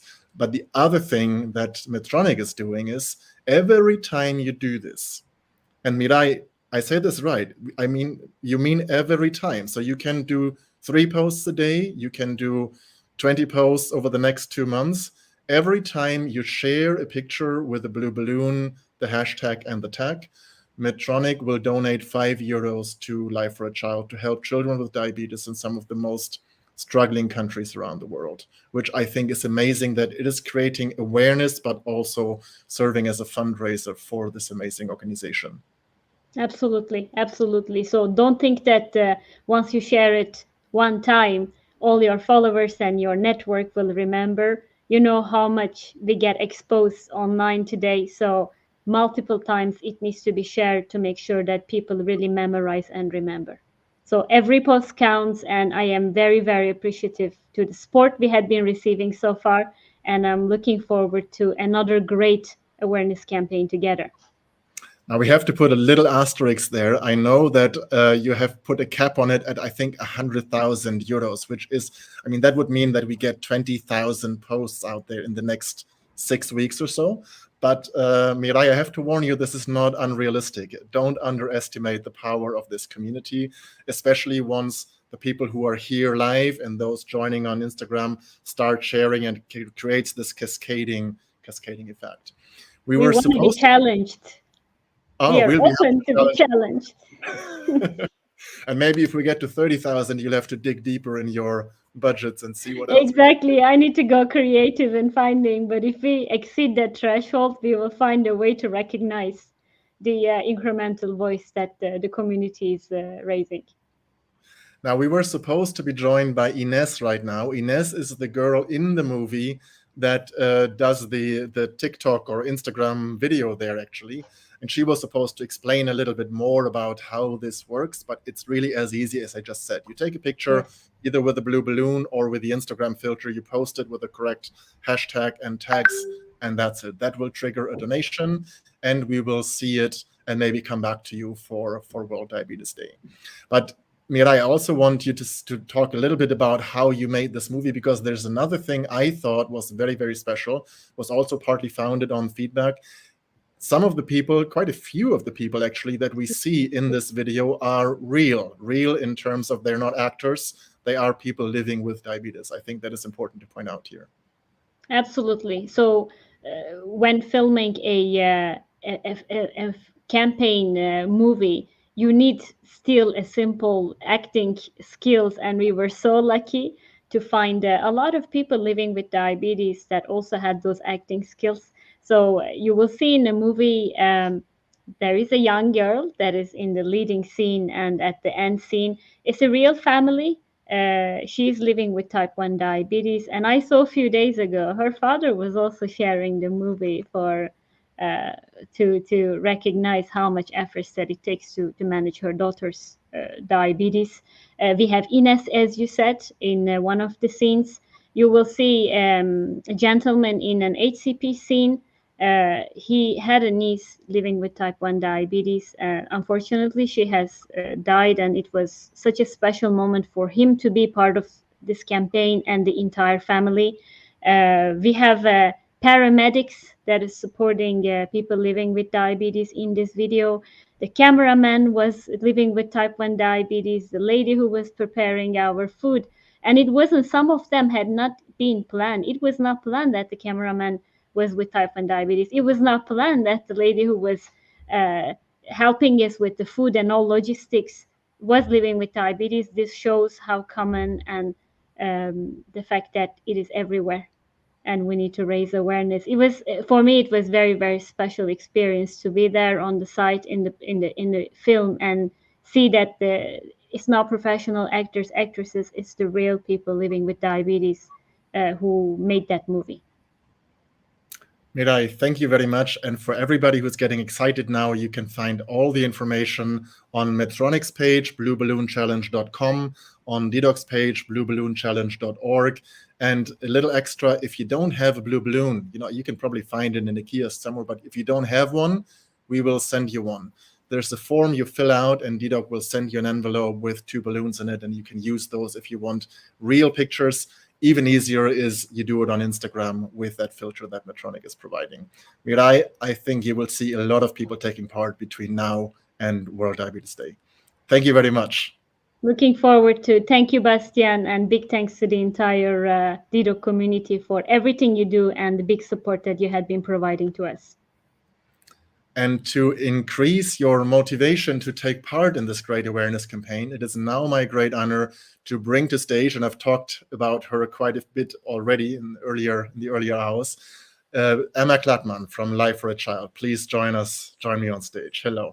Hi, Bastian. Hi, everyone. Emma, you work for Life for a Child. You received 100,000 euros from Medtronic last year as a result of this Blue Balloon Challenge because so many people participated. And we are again doing this fundraiser. Medtronic is doing the fundraiser. We are helping with the awareness and the engagement around this.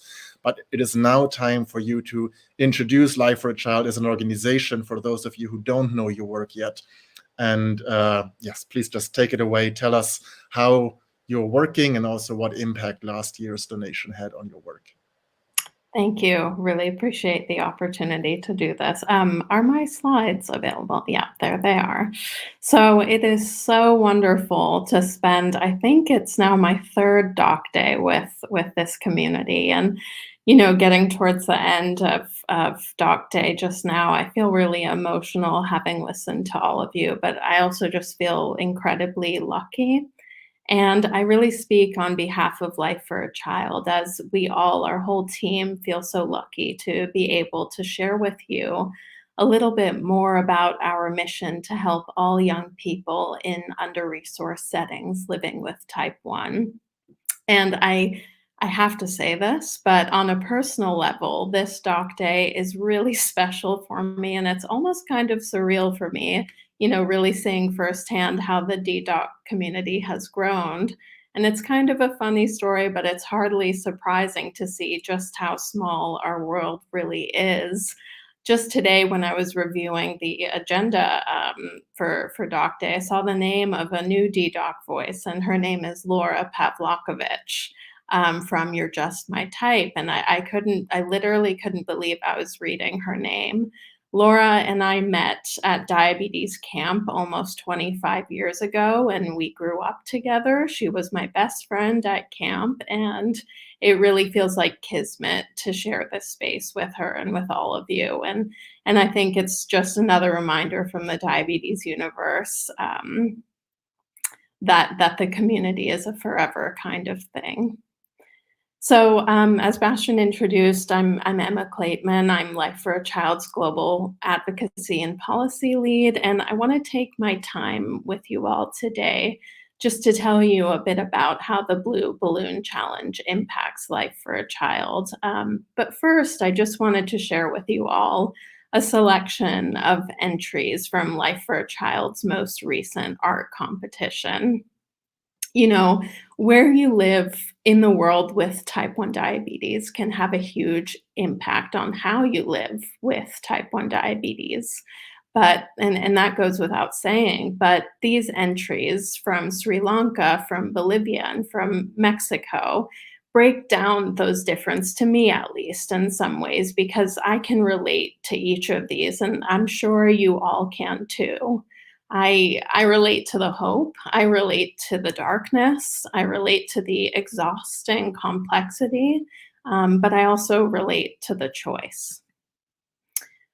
So while there is relatability in what I was just saying, at least for me there, the experience and life of having type 1 diabetes in a low or middle income country can stand just straight in the way of hope and choice. And that's because basic supplies are really insufficiently provided by health systems in these settings.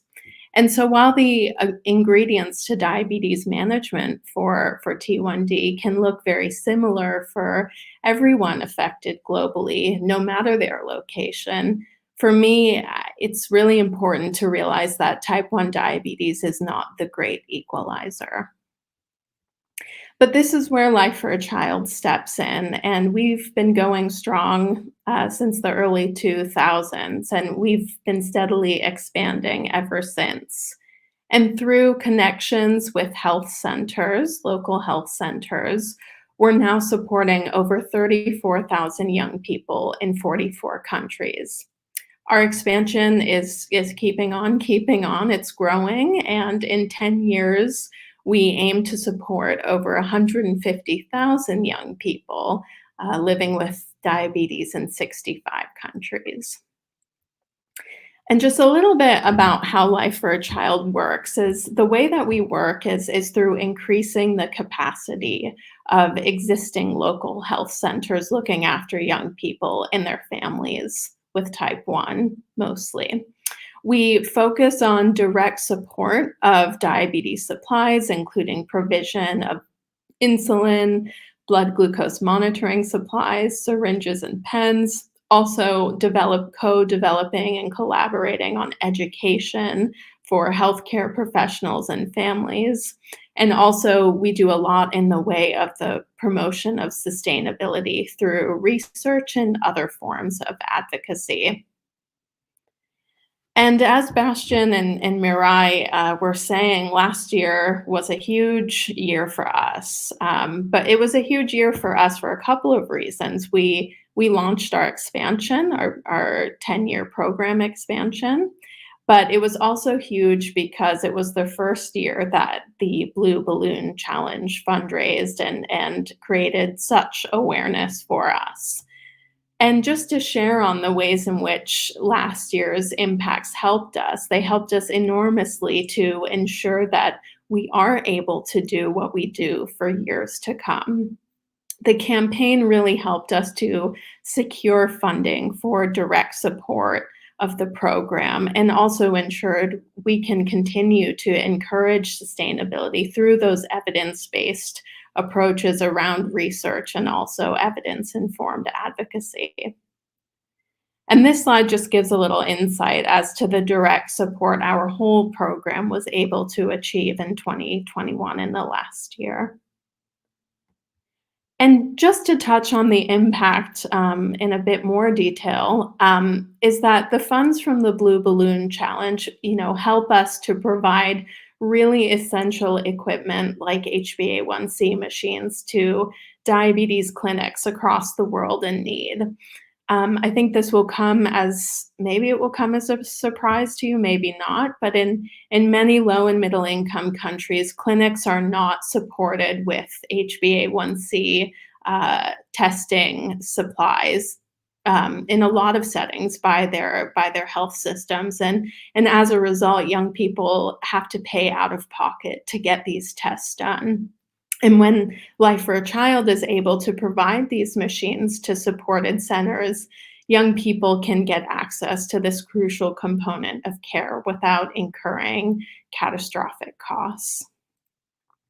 And further funds from the Blue Balloon Challenge allow us to keep collaborating with local healthcare professionals to develop impactful education resources that help families.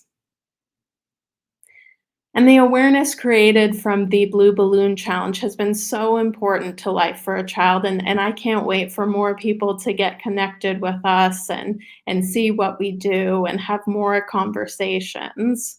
I've seen firsthand the ways in which program support, be they supplies, education, or advocacy, helps give families and their type 1s choice and hope and safety. So really, thank you from the bottom of our hearts at Life for a Child. Thank you to this beautiful community and to DDoC and Medtronic for helping us reach those in need. Thank you.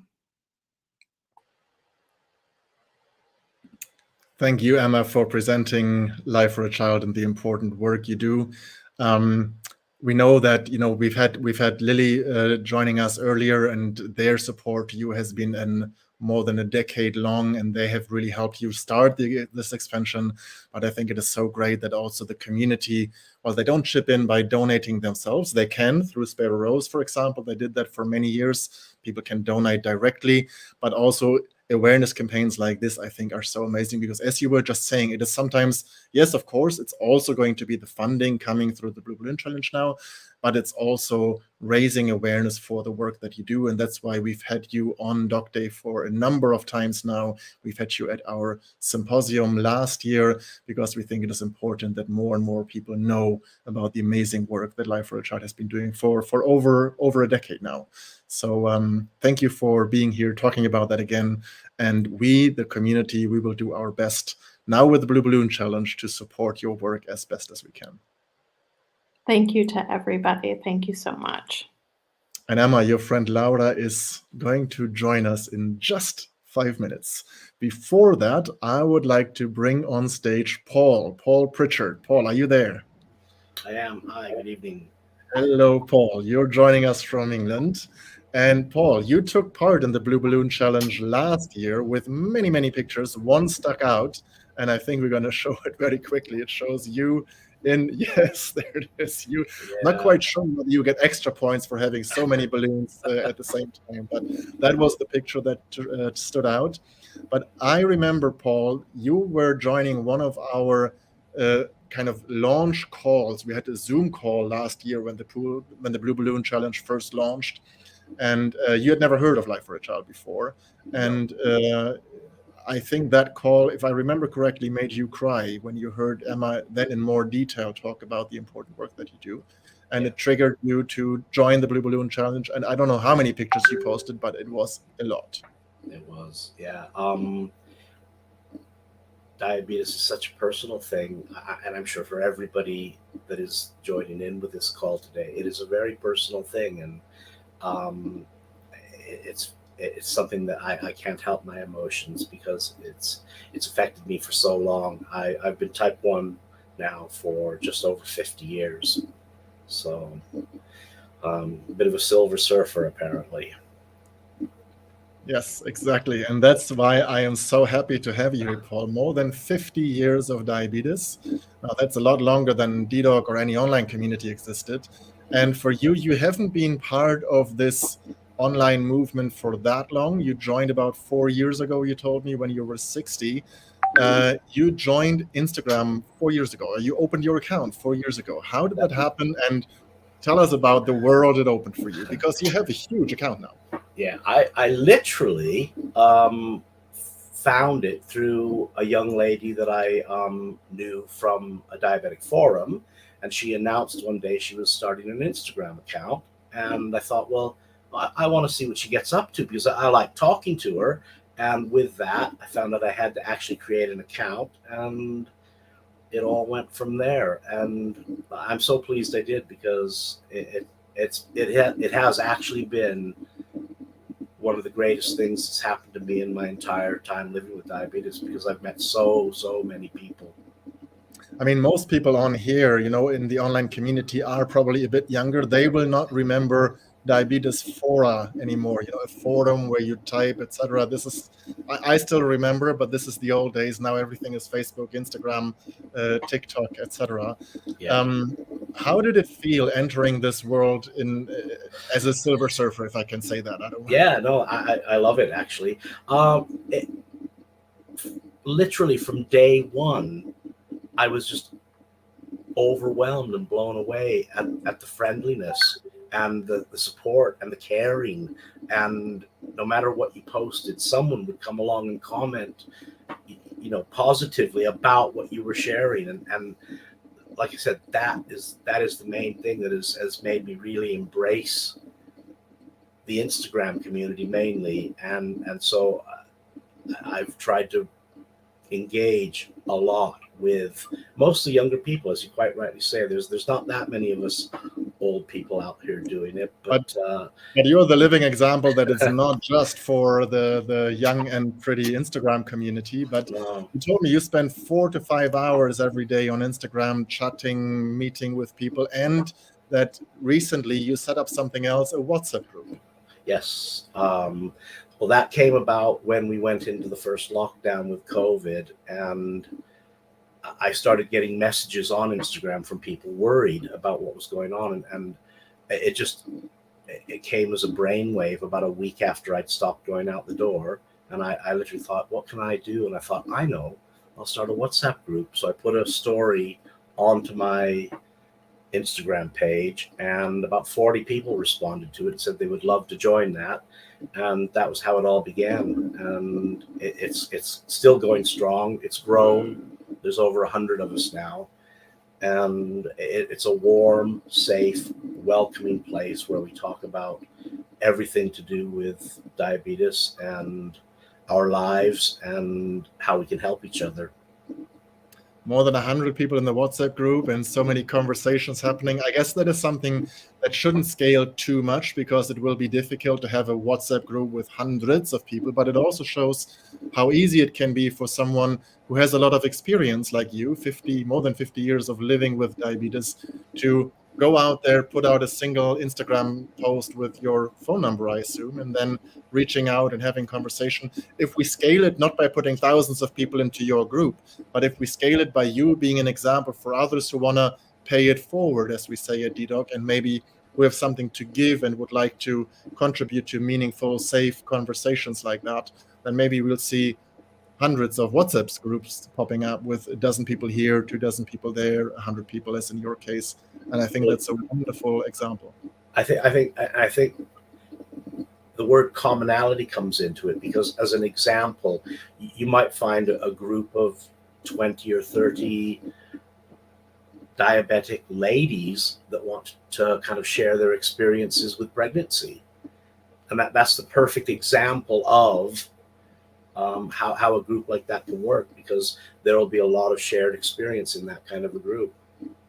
Can I just ask, out of curiosity, how do you get in touch now that the group has grown slightly? Is it by word of mouth? How do you select who's allowed to join or not join, or how does that?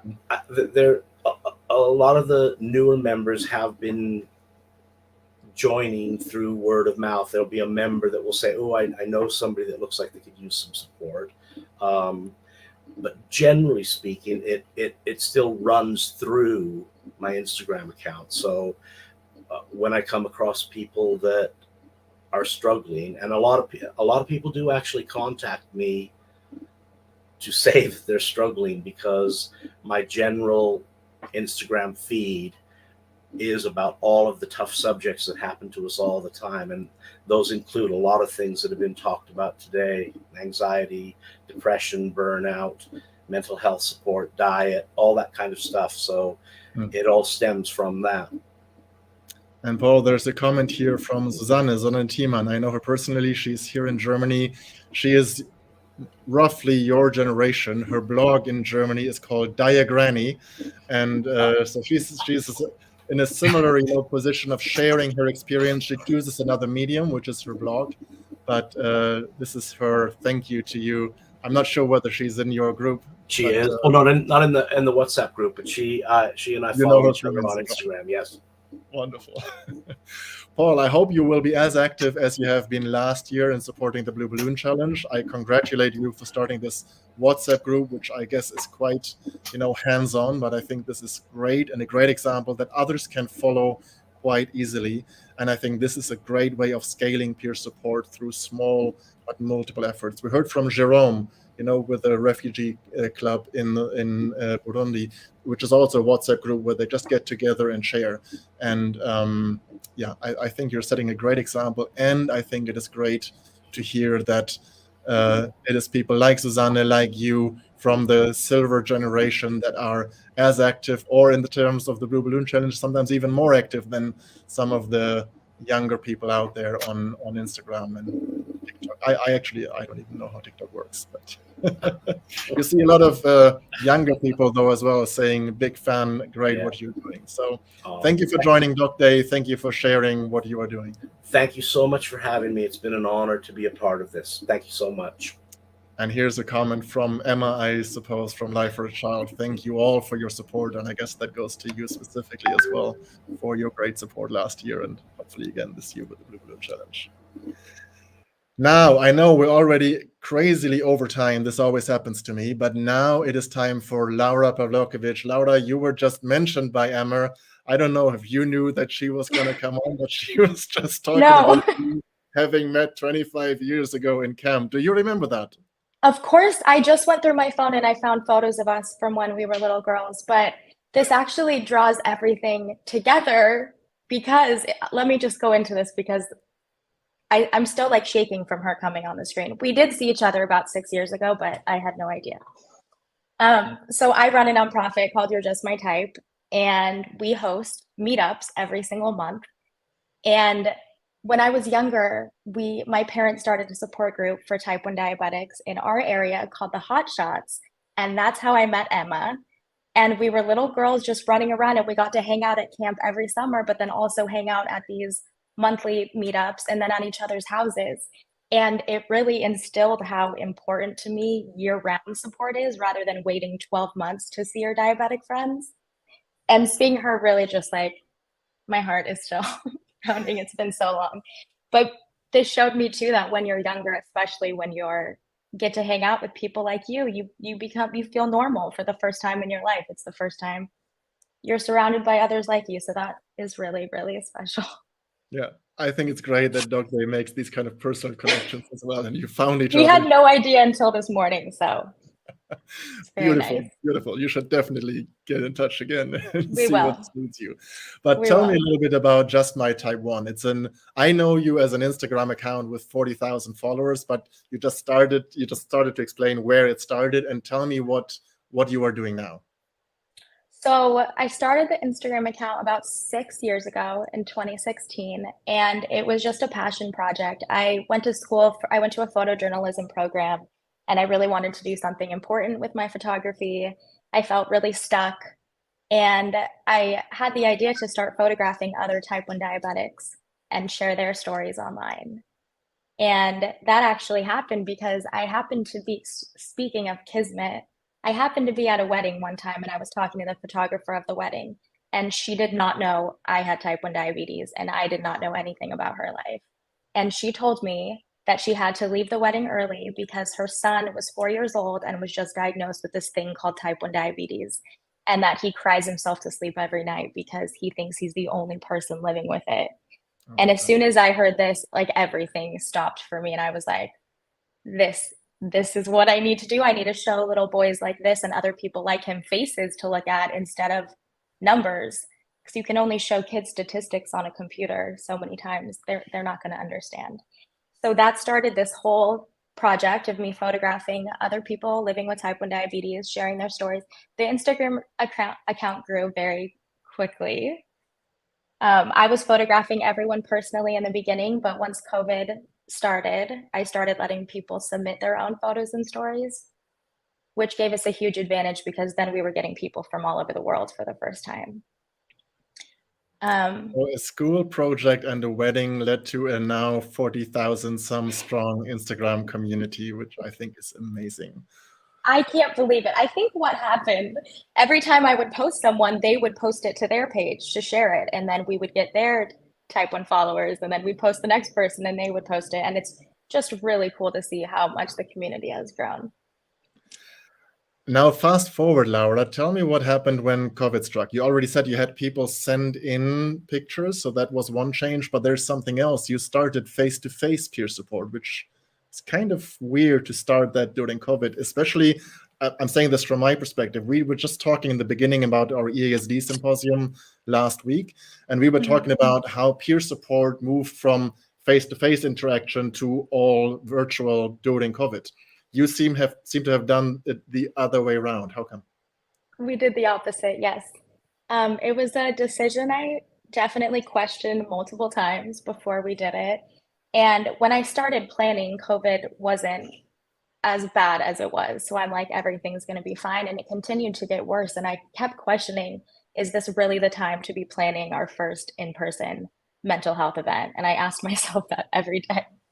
But I kept hearing these voices and people who supported what I was doing saying, this is the time that these people need an event like this. And the first one we did was for young girls living with type 1 diabetes, and they were between the ages of 12 and 17. We had a fully type 1 female mental health staff. So we had a type 1 behavioral therapist, social worker, a nutritionist, yoga instructor. And doing that one for the first time and hearing these young girls speak about how some of them had just been diagnosed like the day they found out COVID had started. And they needed an event like this more now than ever. And it really just reassured me that we had made the right decision. We obviously had to take a ton of safety and health precautions, but we were masked, we took temperature checks, we had COVID tests done. So we made it work, and it just opened up my eyes to how, it just reminded me how important this type of support is. So after we did that event during COVID, we got this outpour. I was only going to do young girls originally, and we got this outpour of support saying, well, what about younger boys? What about adults? What about women? And I was like, okay, I hear you.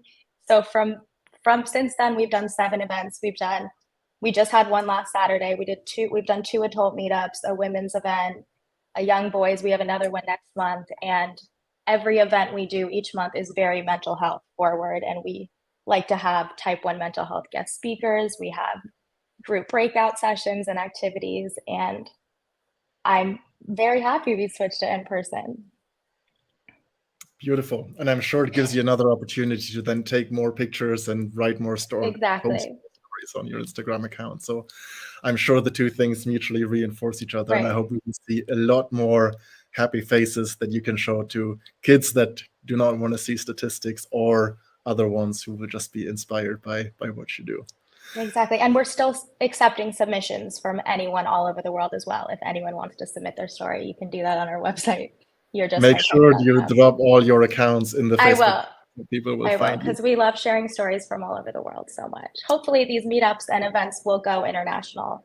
That's the plan. So that would be great. So that's Laura from Just My Type 1. Laura, there's one more thing I have to ask you, because I know the logo of your Instagram account, and I saw it just a while ago in a Netflix series. How did that happen? Not a Netflix film, actually. I mean, that's quite major. How did that happen?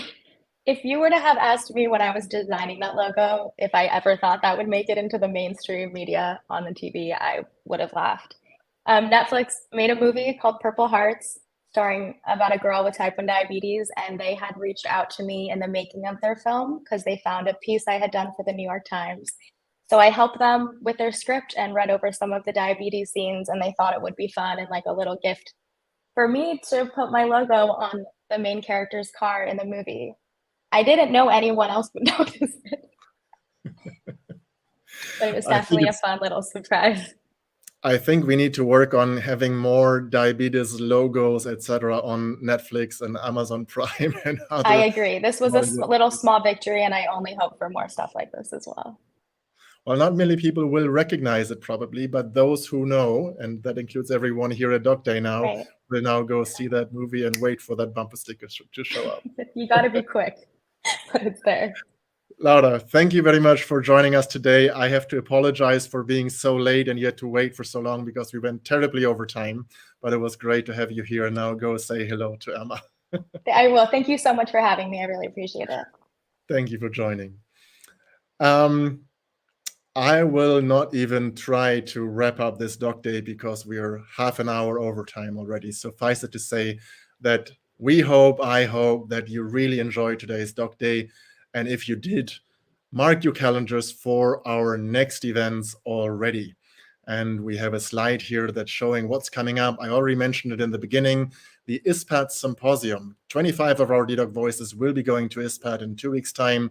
And on the 15th of October at 11:15 CEST, so that's Berlin time, we will have our next symposium at ISPAD.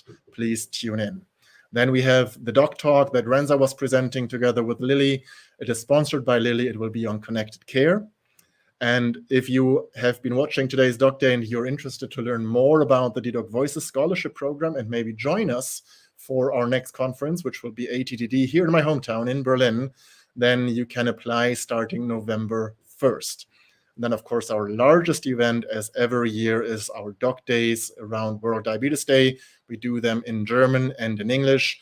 The next doc day on World Diabetes Day. It's co-hosted with IDF Europe. And on this day, we usually shine a light on how World Diabetes Day is being celebrated around the world. And then Germany, we are running Germany's national virtual World Diabetes Day that same day in collaboration with Diabetes.de, the German Diabetes Aid Association. Again, if you're a diabetes advocate and you would love to present at one of our doc days, be it World Diabetes Day, be it ATTD doc day or following ATTD next year, or anytime, just get in touch. Doc day is a platform for others to stand on. It's not just for our DDoc voices. If there's a project, a passion, a topic that you really care about and you want to present here at this doc day, send us an email, reach out. We'd love to hear from you. And as you can see, so do thousands of others around the globe. If you're watching live and you have questions to the speakers you saw today, or you want to talk to some of our partners, or you want to talk with other people living with diabetes that may have been here right now, please join us for a very late doc night now on our Kumo space. The link will be dropped here, kumospace.com/docnight. It's a really fun virtual platform. It's a platform with a feature called spatial audio. So it's much better than just a Zoom call. You can walk around, have a virtual glass of wine, have wonderful conversations, and we will all be heading over there right now. So you will soon find a recording of this doc day on our website, ddoc.org/docday. You will find it on our YouTube channel, on our Facebook page. Thank you for watching. This is DDoc. This was Doc Day. Goodbye. See you at Doc Night.